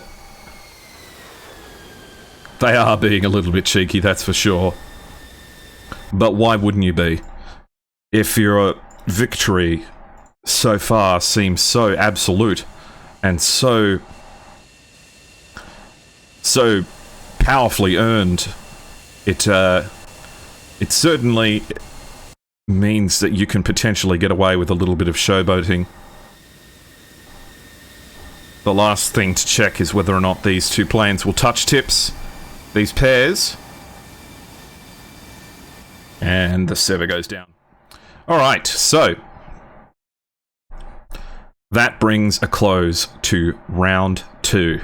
We're going to be moving on to round 3, unsurprisingly, and this is a best of 5. So this is match point for inSky, with the 343rd looking to make an impact. A massive tactics change, feeling as if it's on the cards for 343rd. So, wish them luck, and hopefully this small break gives them a chance to catch their breath, and recommit to the attack, because this is going to be an uphill battle, but there's still plenty of fight left. Alright guys, I'll leave you with a be right back so you can go get yourself a drink, you can go to the bathroom, you can go stretch your legs, and you can get ready for more DCS PvP action.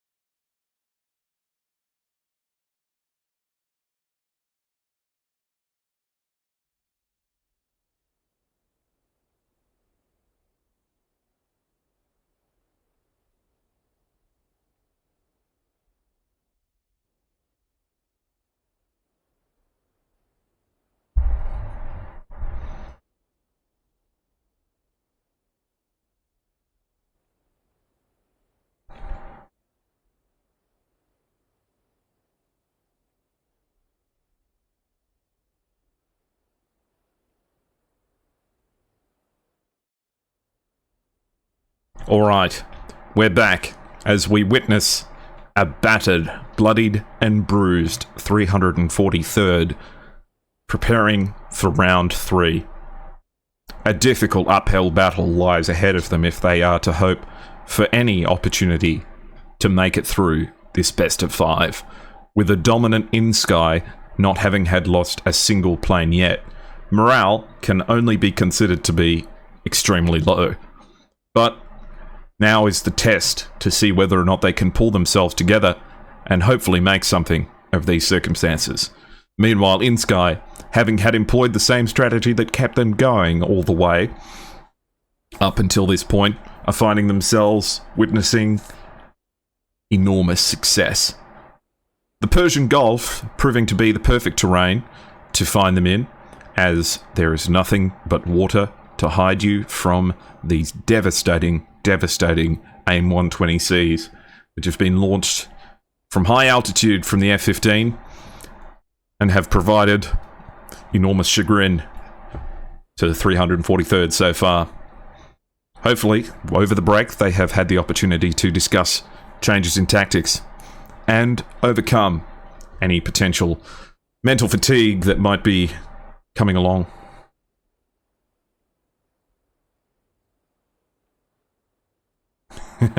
We see Starry Fox 9 say, "You guys are ace, I'll give you that, but I'm where I belong. I'm not going to let you go without casualties. We got lucky," says Dreamwalker.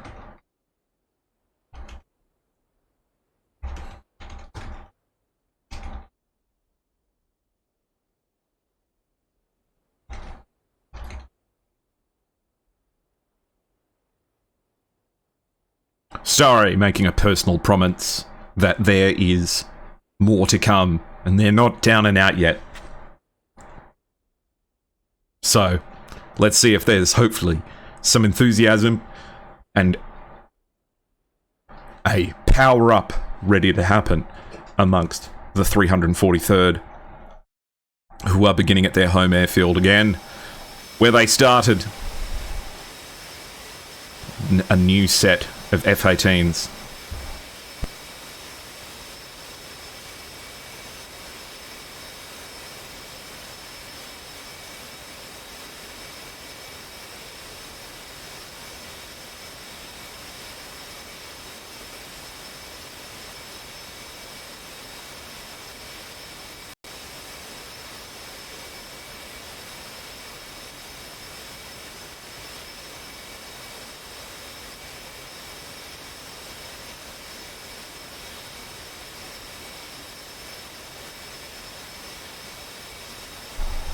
Starry Fox 9 responding to me saying, "We're not done yet, Airshow. Not yet. You will see that from now." The East China Sea is boiling with tension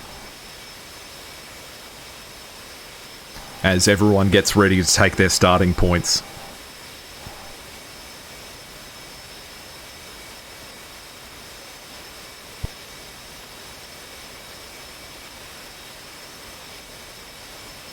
Important, of course. I look at these pilots and I make suggestions and analytics of their tactics and everything that they do. But of course, most of us couldn't hold a candle to the sorts of fighting that these guys are capable of. If we were to find ourselves in the sky here, oh my goodness, we'd be so out of our depth. So I say, with all love and respect for all of the participants, that these are the best of the best, and what you are seeing here is some of the best aerial combat that you'll see in any game anywhere. The 343rd was just playing games up until now. Now they're going to give it 100%. Could you imagine? Starry Fox 9, no stranger to underdog battles. So, let's see if Starry Fox 9 can lead the 343rd out of a similar predicament. inSky feeling comfortable in their F-16s and their F-15s. But let's make sure that that confidence is not misplaced as they get ready to take their starting points on the runway.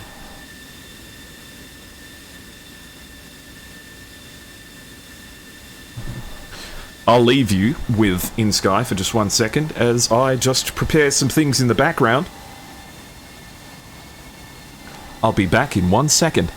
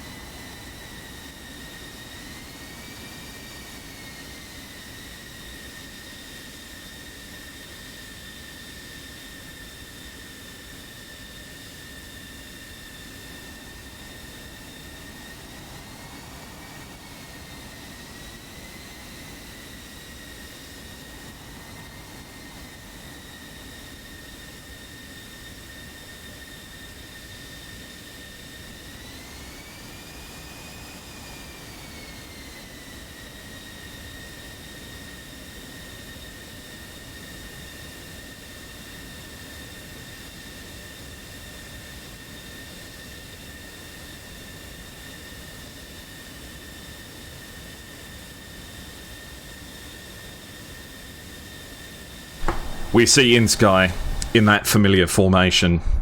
One F-15 at the front, one F-15 at the back, and the F-16s in the middle. The two pair, Dreamwalker and HTWJ, pair 1, Wu-Wei and Yanyu, pair 2.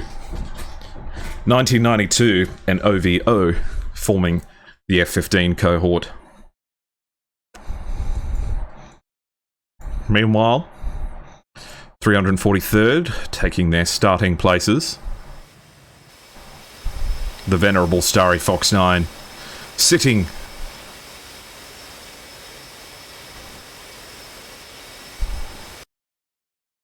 hands gripped firmly on the joystick, ready to make it count.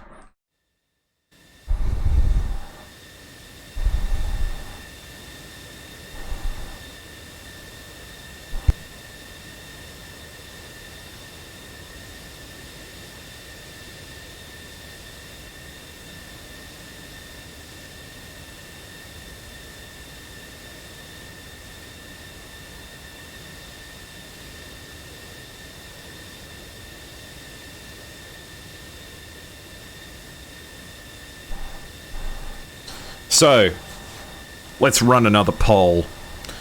And this time I'll keep my eye on it. If you're watching and you can see chat, let's start a poll. Can 343 claw it back?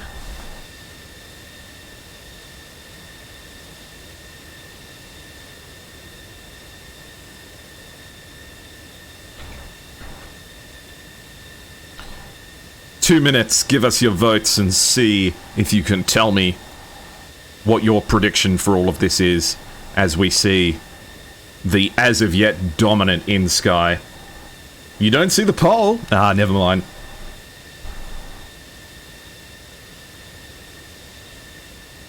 It's looking like a 50-50 split so far.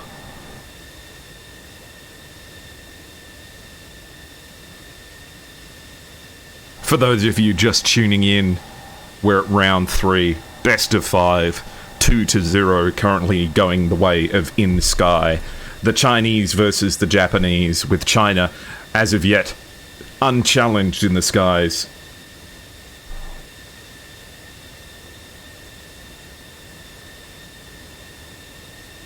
It falls upon the Japanese 343rd to hopefully be able to make something of these dire circumstances.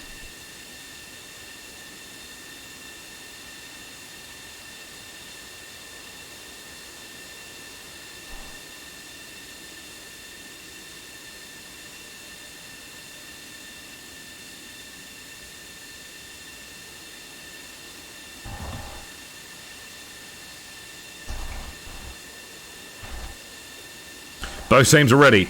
10, 9, 8, 7, 6, 5, 4, 3, 2, 1, go, go, go.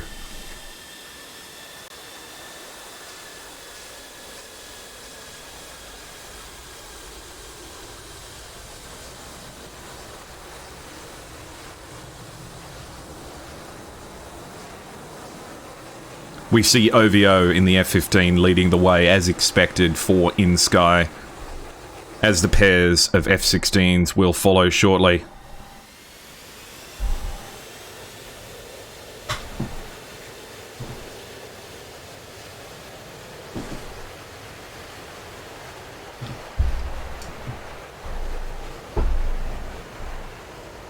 And it looks like with the poll, the prevailing attitude is that this looks like it's a done deal for the 343rd. We'll see whether or not some of you guys in chat will be eating humble pie, or whether the writing really is just on the wall for the members of the 343rd, a wonderful veteran squadron of pilots from Japan, who in this instance appear to have had been so far outmatched.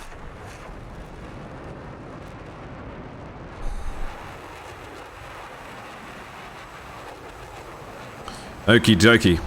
Let's have a look at the battle space. Typically, I do a little bit of terrain analysis when it comes to this. The terrain analysis is... there's no terrain. Just water. I, personally, hate fighting over water.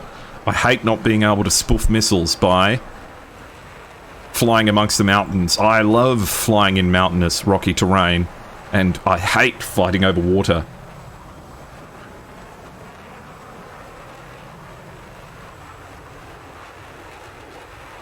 We see Sunakukan solo leading the way in an F-16, with VIP Boy and Starry Fox 9 in the F-18s. Following up, thank you very much, Alpha. Unamasuke and ACAS following in behind, and Papa No coming in last.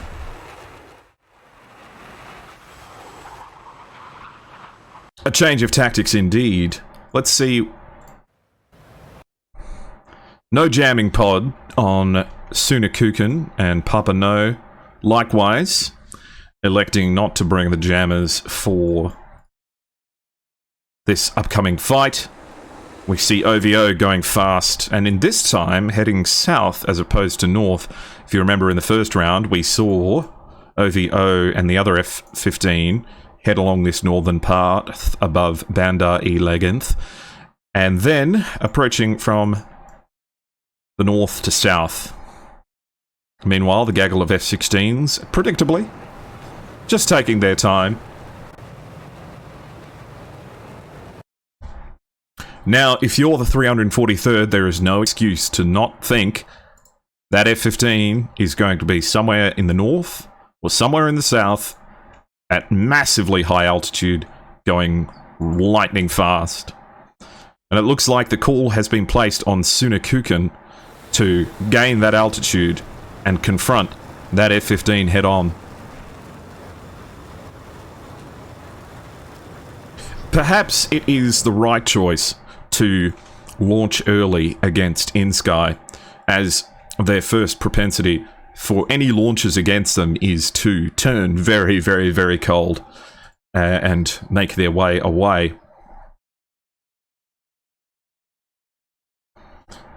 Many of you in chat saying that the only chance that they had against the F-15s was to use their F-16s to go high and hopefully prosecute these F-15s. Let's see if they've got what it takes.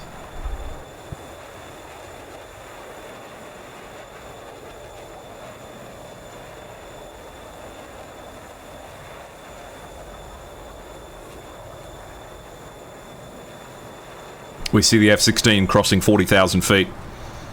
Nice and high this time. That's why they wanted those 3 bags. In fact, for the first time, we're seeing 343rd planes at higher altitude than the F-15s. Hopefully this catches them off guard. OVO seeming content at 38,000 feet, not quite realizing. Let's see what they see on Lot ATC. So, the DCI identifying, hopefully, that the F-15 this time is electing to go south, with the large gaggle of F-16s predictably moving up the centre. So, no instructions to tackle them in the north. Sunakukan is being sent south to catch the F-15 group. Meanwhile, the F-18s are following in behind. So, we'll see what they've got. Plenty of interesting features as well that you can do within Lot ATC. Defining contacts as different shapes, triangles, identifying them in different ways, giving them call signs, providing range rings, and all kinds of things. We're grateful to have them as sponsors and helping us out here. F-15s will use jammers when the F-16s didn't take them. Exactly. That's one of the things that concerns me. I was hoping to see jamming pods to combat those lofted AIM-120C shots, but we'll see what they've got in store. The F-16 at 286 knots at the moment, with the F-15 at 490, identifying that they're at a lower altitude, so electing to climb, and climb they will. That three-bag F-16 dropping its tanks, gaining speed. Am I being silly, or where did the pylons go? When you drop the wing tanks on the F-16, does the whole pylon go? Or am I just being daft? Never mind, anyway. Looking clean with their wing tanks off.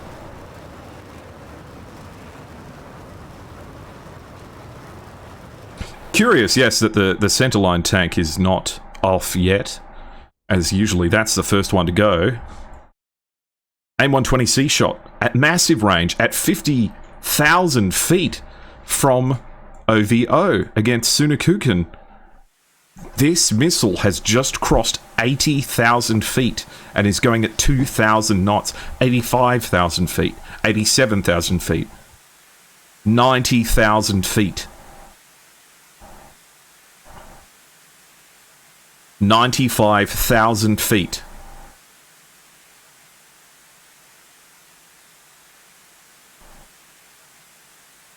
That is an AIM-120C at 100,000 feet.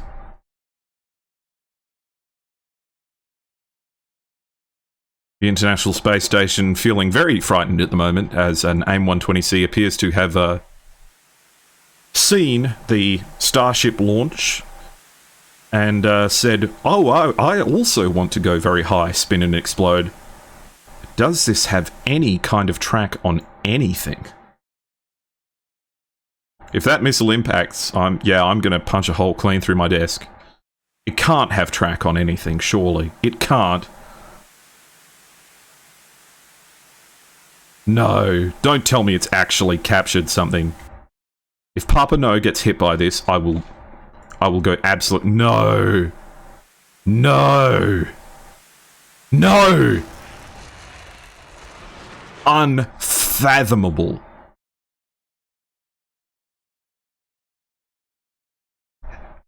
What can you do? A missile that went to space and came back at like 45 nautical miles. What are the chances? That is horrifying. Who did they lose? I'm gobsmacked.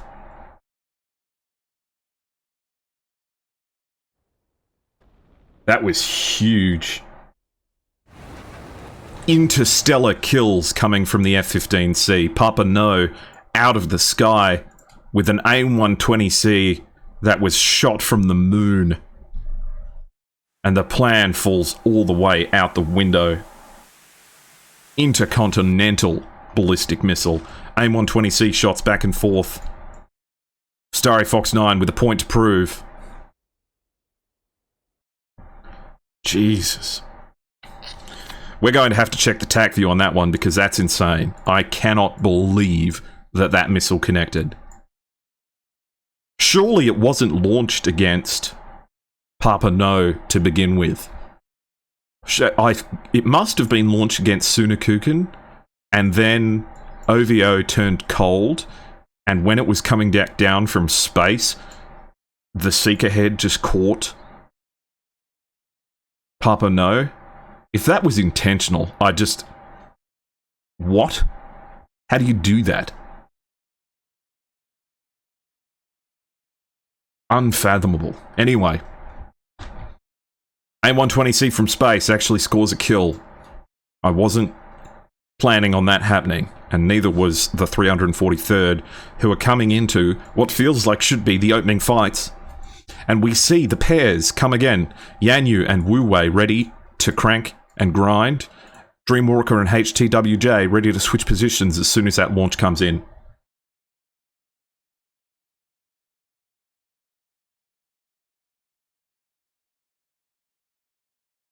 Starry Fox 9 launching an AIM-7.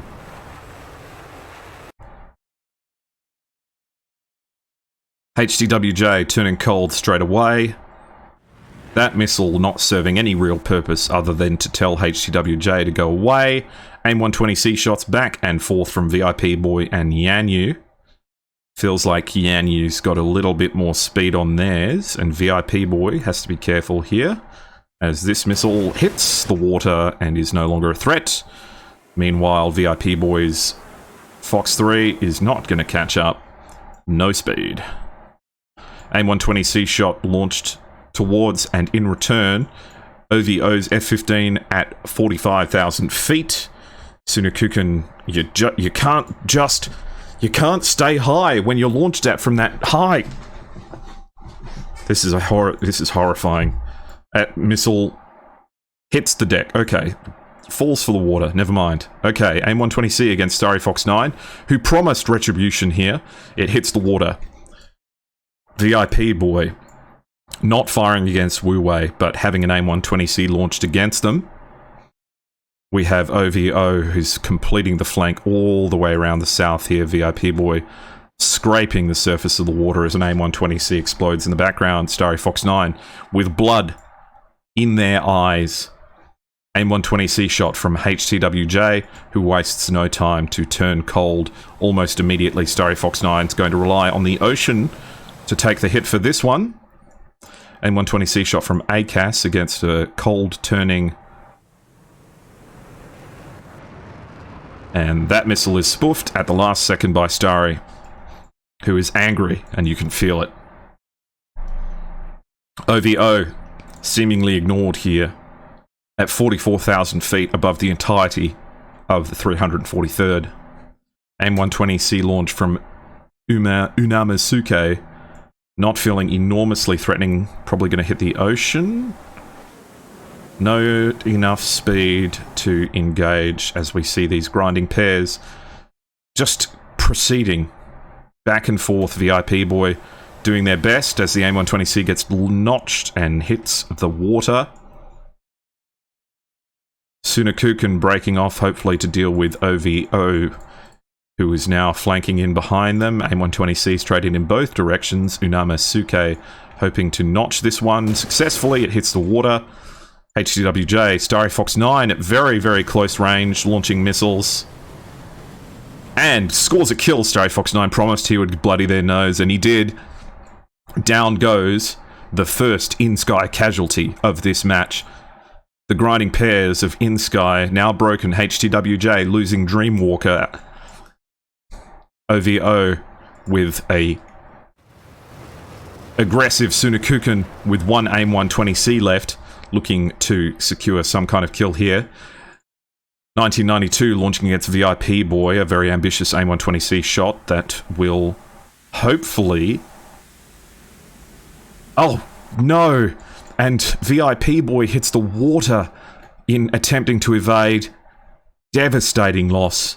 No impact on the missile. AIM-120C shots from Unumasuke and ACAS. Meanwhile, OVO has launched this AIM-120C coming up to his altitude. May have the speed, but potentially not. ACAS has an AIM-120C launched and is at too high an altitude to rely on the water to catch that one. Starry Fox 9 getting very close and involved here, but may not have the... There, that one impacted. That AIM-120C against OVO. Potentially just missing out on having the legs to connect, as OVO misses by centimeters. Starry Fox 9 with blood in their eyes,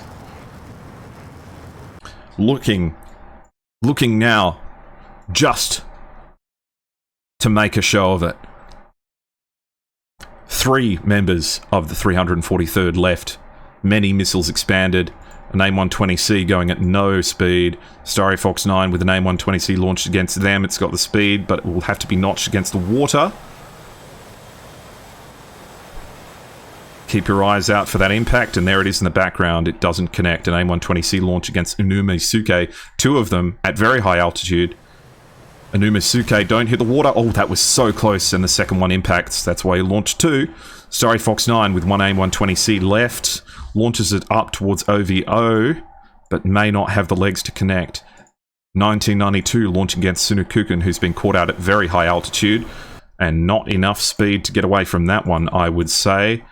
Starry with another AIM-120C. Sunukukun gets impacted. Starry manages to notch that missile. Starry, the only remaining member of the 343rd, stuck with 2 AIM-9s and nothing. HCWJ coming in from high altitude. He doesn't even have his Sparrows left. inSky lost an F-16.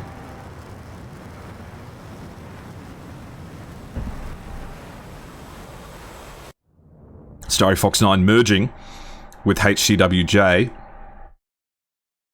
He's been in this situation before, but with 2 heat seekers left in the gun, I don't know how this is going to pan out. AIM-9M launched from Starry. Quite long range, so has it got the legs to hit anything? Doesn't look like it. Meanwhile, an AIM-120C comes in towards Starry, who's just launching what they can. Countermeasures, spoofs the heat seeker, which goes... Oh! Down he goes.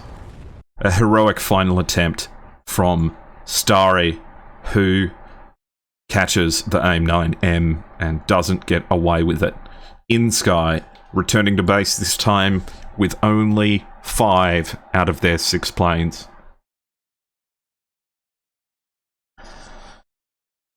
Oh boy, what a difficult situation.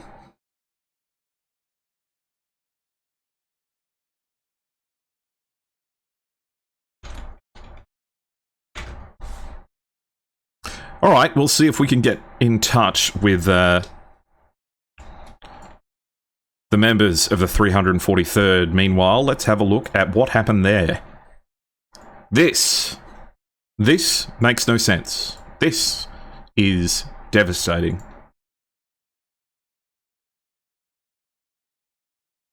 Okay, just let me change a few settings here. There we go. Cool. Alright, so this is something you don't see every day. OVO launching an AIM-120C that peaks at 100,000 feet. 100,000 feet. Intercontinental ballistic missile that connects with Papa No. Unfathomable. I mean, let's just... I don't even know how to look at this properly. This isn't supposed to happen. This is not meant to happen like this. Look at how far I have to zoom out. That is just insane. How do you do that? I have no way of telling whether or not that was mad dogged. My suspicion is that this launch happened against Sunukukun, and then OVO lost lock against Sunukukun. The missile kept on tracking, and then once it got here, the seeker had activated and caught Papa No. That's my hunch, but I don't know. We've got Starry Fox 9 here for a chat. Hello. Hi. Hello, Starry. How are you? I'm good. Yeah. I'm pretty good. Yeah, that was a difficult fight. How's the team feeling? That was pretty difficult. Well, that was really difficult. Like, that was difficult more than I thought. Yes, absolutely. Were you expecting things to go like that? What I expected is we are going to You mean talking about round 3, right? Well, the whole match, because the first two match. rounds was a clean sweep. That must have been pretty hard for the emotion of the situation. Yeah. Well, okay, let's see. What I expected is some of our F-18 or F-16 whatever gonna handle enemy F-15, and me and as a Hornet gonna take down enemy F-16. Mm. But the real is the enemy F-15 should ram Yeah. well from a very long distance. That's more than I expected. Well, we were just looking at the TAC view now, and I guess you'd be able to see the stream now that it's all done. That AIM-120C launch from the F-15 went up to 100,000 feet before impacting. It went to 100,000 feet, and none of us are sure how that connected. I don't know if there's a measuring tool within TAC view, but that was a very, very long distance shot, and it felt like that was really long. Yeah. I don't know how anyone expected that to happen. Yeah, I was like, what the fuck? Like, I think they got Papano, right? He was behind our flight. Yeah. He was right at the back. That was really, how can I say, unexpected one. Yeah. No, I don't think anyone expected that to happen for sure. Yeah. And it looked like that just kind of broke the plan apart. Which was tricky for sure. Do you think that getting unlucky with this map made things more difficult? Because definitely it feels like the 343rd feels very comfortable in the mountains and in the Caucasus. Do you wish that you were there? Yeah, I wish I was. How can I say? One much I always wishes if I could get the mountain around here. Absolutely. I could be more better. Yeah. But this time we couldn't. We couldn't have it. So we have to go with this situation. Absolutely. Absolutely. And it's a difficult situation. I know that you guys, throughout your matches, have brought the 4 F-18s and the 2 F-16s. Was any thought put towards bringing different aeroplanes once you saw the map, or do you guys only fly those planes? For now, we flew only this F-8 and 16 because this is most of us has no experience of 6x6. So we still fight with tactics for 4v4 and AVAX map. Yeah. So that's why we are only using 16s and 80. Okay. I think we studied this time. I was going to say, did you have some time to look at inSky's tactics before this match and see what they do? And did they behave how you expected them to, or did they act unexpectedly? Well, their act was I expected. I expected that, but their skill, their limit, that was unexpected. Yeah. Yes. Like I thought F-15s as only one that I should concern, but that was wrong. These F-16 pilots, these guys are really great.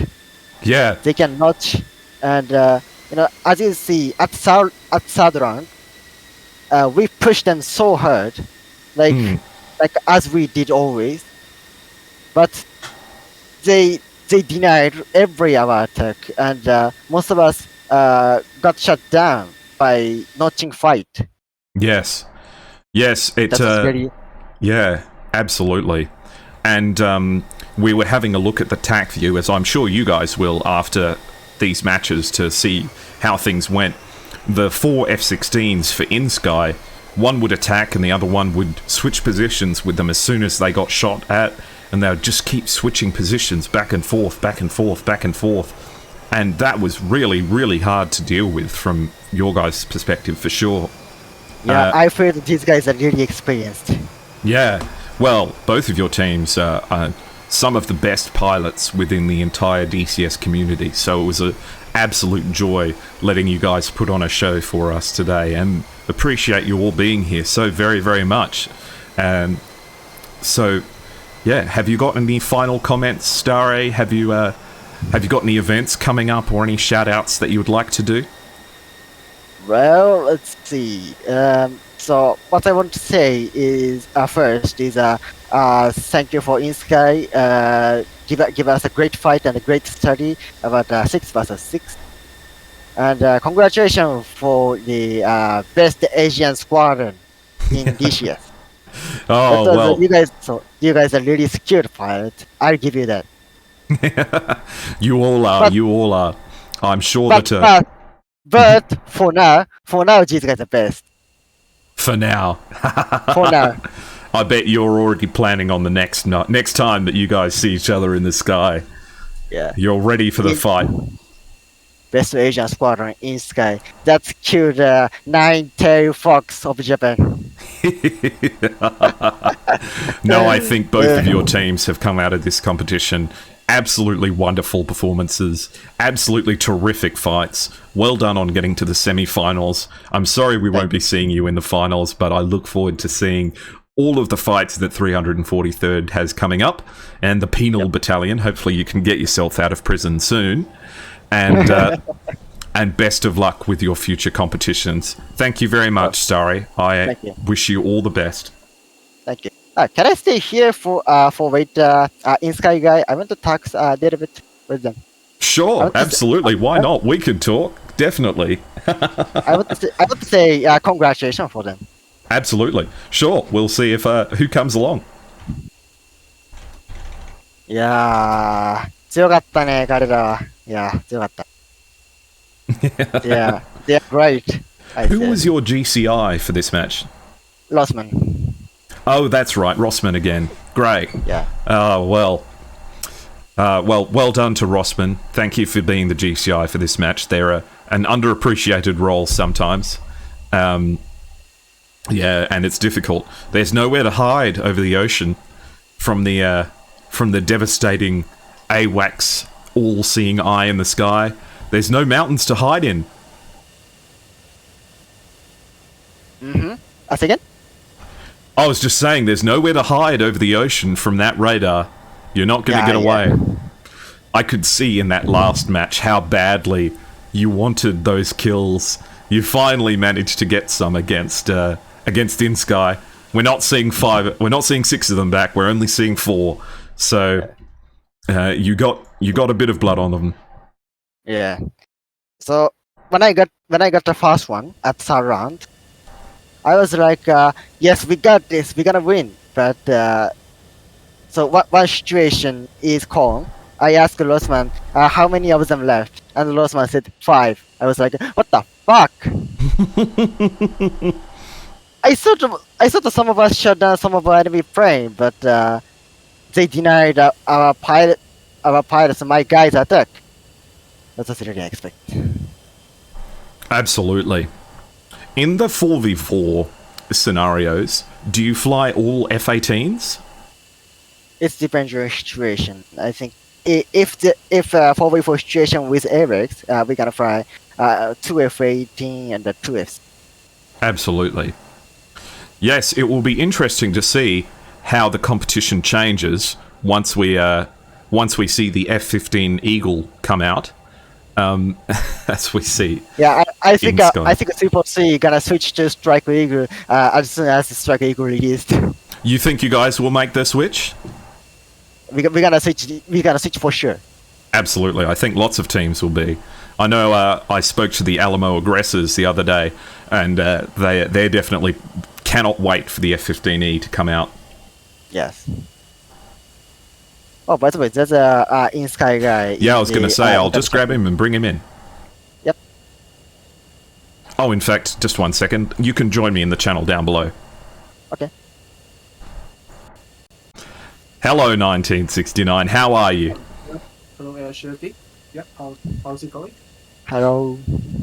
Congratulations on the win. I might just have to turn you up here a little bit. And we've got Starry Fox 9 here as well, who wants to wish you guys all the best and congratulate you on your victory. Yeah. Thanks, Starry. Thanks for the wish. Can I talk, Asher? Go ahead. Okay. So first, congratulations for today's win in Sky. You guys gonna. I think they're gonna. How can I say? How can I say in English? Semi, not semi. They're gonna against Kiap next time, right? ETF. It's the ETF versus Kiap match Yeah, next. yeah, So whoever wins that. Yeah, whoever wins that. Yeah. Whoever wins best pilot in SATAC. If you guys gonna win against ETF for 51st, whatever. So anyway, you guys are for now. You guys are best squadron in Asia. You guys, Yeah, yeah. Thanks for that. Thanks. yeah, you guys killed all of the C43 members that's trained very well for 3 years. Yeah, I mean, I didn't fly this match actually, but I saw your previous match. Like, I remember one of your teammates actually took off like 5 of your enemies and RTB successfully. So I'm very impressed. I'm very impressed. I just got lucky, but Yeah. this time you guys destroyed the C43 squadron with you guys' skill and brave. Congratulations. Yeah, thanks. But as you guys did, you guys shut down all of the C43 squadron. So that means you guys have a responsibility to take the champion of SATAC now. You understand? So sorry. What could you repeat? I didn't hear you clearly. You guys have a responsibility to take a champion of this competition. Yeah. We now have to face whatever comes next. Yeah. ETF 51 first. I don't know, but let's see. Yeah. Show them what you got for ETF, KIAP, whatever you guys gonna against. Yeah, Kill we're them gonna all. put on a great fight. Yeah. Well, thank you very much. And what wonderful sportsmanship. Thank you very much, Starry. I might talk to inSky for a second here. And Yeah, sure. thank you very much for being here. Well done. Yeah, thank you, Sari. It's okay. Well, inSky, well done. That was brutal. How are you guys feeling after that?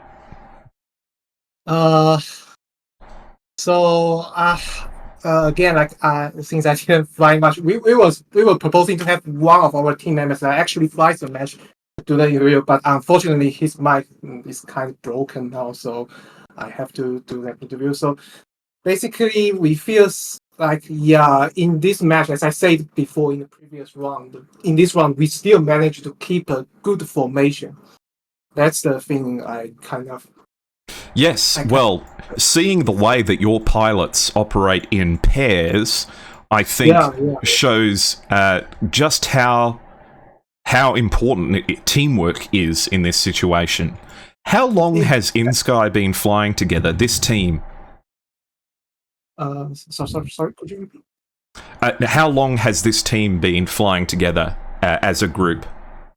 Well, actually, I'm not quite sure. We got some like very, very experienced pilot back in like they start to play like this game like since Lock-on Friendly Cliffs area. Oh yeah, So, back in the but we lock-on also days. got but we also got some very good new pilots here. Yeah, some of them are like, but I would say like most of us were like at least 3 years old, 2 or 3 years. Okay. Yeah. Yeah. Oh, terrific. And sorry, just 1 second. Yeah, were you watching the stream? I mean, we were all amazed at this AIM 120C shot at Yeah, definitely. massive range. Yeah, how did you guys do that? Yeah. Actually, may I ask how long is that? Because from the string, I can actually tell the exact distance, but I feel like it's like 50 or 60 miles. It's massive. I don't know if there's a ruler in TAC view that I can use. I might. I'm not very good with TAC view. I think you can select one object and then Control plus right click the next object to see the distance. I forgot. Sorry. Yeah. Okay, 73 nautical miles. Oh my god. That is Yeah. an insane distance. That is insane. Yeah, that is insane. See the missile goes all the way to like 100,000 feet. That's crazy. Yeah, went to space and came back again. That must have been very exciting. Coming up against the 343rd. Obviously, you've probably watched some of their fights before. Were you worried? To be honest, yes, we are kind of worried because like that one versus five was definitely epic, I would say, and I see them did a very good job in launching some of our missiles. Yeah, that's definitely impressive. Absolutely. Yes. Do you think that you guys got lucky with this map? Well, You guys not. You guys did the USQ. Absolutely not lucky. But anyway, this is lottery. This is how lottery goes. So. Absolutely. Well, coming up, you have the competition between ETF and the KIAP. Of these two teams, which one would you like to fight? Oh, that's a tough question because I feel like both teams they are like definitely best of the best. If I remember correctly, ETF was the champion for last year.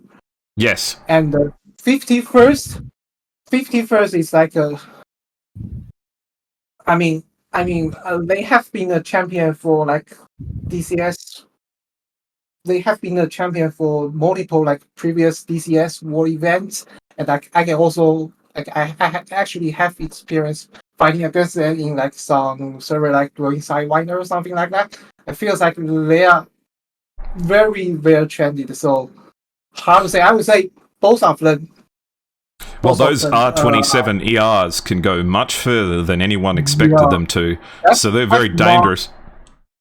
That 5 Mark ER is like, oh man, what is this thing? Yeah, I know. Incredible. And you have ETF as well in the JF-17s, a very powerful and very well-trained team that have taken home plenty of championships. So I think whoever you end up against in the finals is going to be putting up a big fight. It's going to be exciting. And of course, Starry is expecting you to carry on the flag for the Asian region of flight competition. So you've got a lot of responsibility. No, I'm not expecting.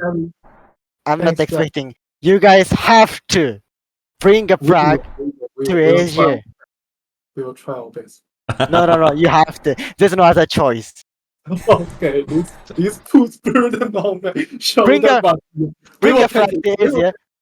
Bring a flag to Asia. Otherwise, you guys gonna only die. Understand? No.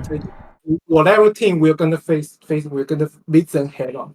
We're gonna meet them head on. Yeah, that's it. Way to go. Oh, well. And finally, have you guys got anyone you would like to shout out? Anyone you'd like to say thank you to? Anything else that you'd like to say after this match? Well, definitely thanks for you and all. And if I remember correctly, it was Zero-san I think it was Zero-san who organized this match, this great event. And again, thanks all the teams and thanks Derry for your team for this match. Yeah, It's good. Oh, wonderful. Well, I might leave you guys now and wish you all the best in the competition to come. Good luck with all of it. Thank you for today's wonderful match. And I look forward to seeing you in the finals, inSky. And Starry, I look forward to seeing the 343rd in the upcoming competitions this year. Absolutely. You will see. All I right. think you still have like a third. I think you still have one more match to fight, right? If I remember correct. One more match for SATAC? Or... A SATAC, yeah. No, I think this is the last one for 343rd. We were out. Yeah, we were out. We lost. Yeah, well, never mind. That's There'll be why another you one. guys have a responsibility. Okay. We're on the fence. All right. I'm going to close out now, guys. Thank you very much. And I'll speak to you later. Yeah, see you. See you, Yashu. Good luck for your DCS Rife and everyone for watching this. Good Yeah, luck. Good no luck worries. next week. 344-3. Thank you, Sky. Good luck. Thank you. All the best. Well, what terrific sportsmanship from all of the participants. That is just what this is all about. It's not about winning and losing, it's about having fun and doing your best. And the 343rd and the inSky teams have all demonstrated themselves wonderfully. So, thank you all for being here today, and thank you for all of your support during my broadcasts of the SATAC matches. Of course, we've got another one coming up today with Nuff Butter covering the competition between ETF and the 51st. So, not 343rd, it will be inSky that flies against ETF or 51st, depending on the outcome of the other match today. So, we will wish them all the best. Nuff Butter's stream is going to be starting in about half an hour, so be sure to catch that one because it's going to be brilliant. That's the end of my coverage. Thank you all very much for the follows and subscriptions and all that sort of thing. So, be sure to give Nuff Butter a follow so you don't miss the next match.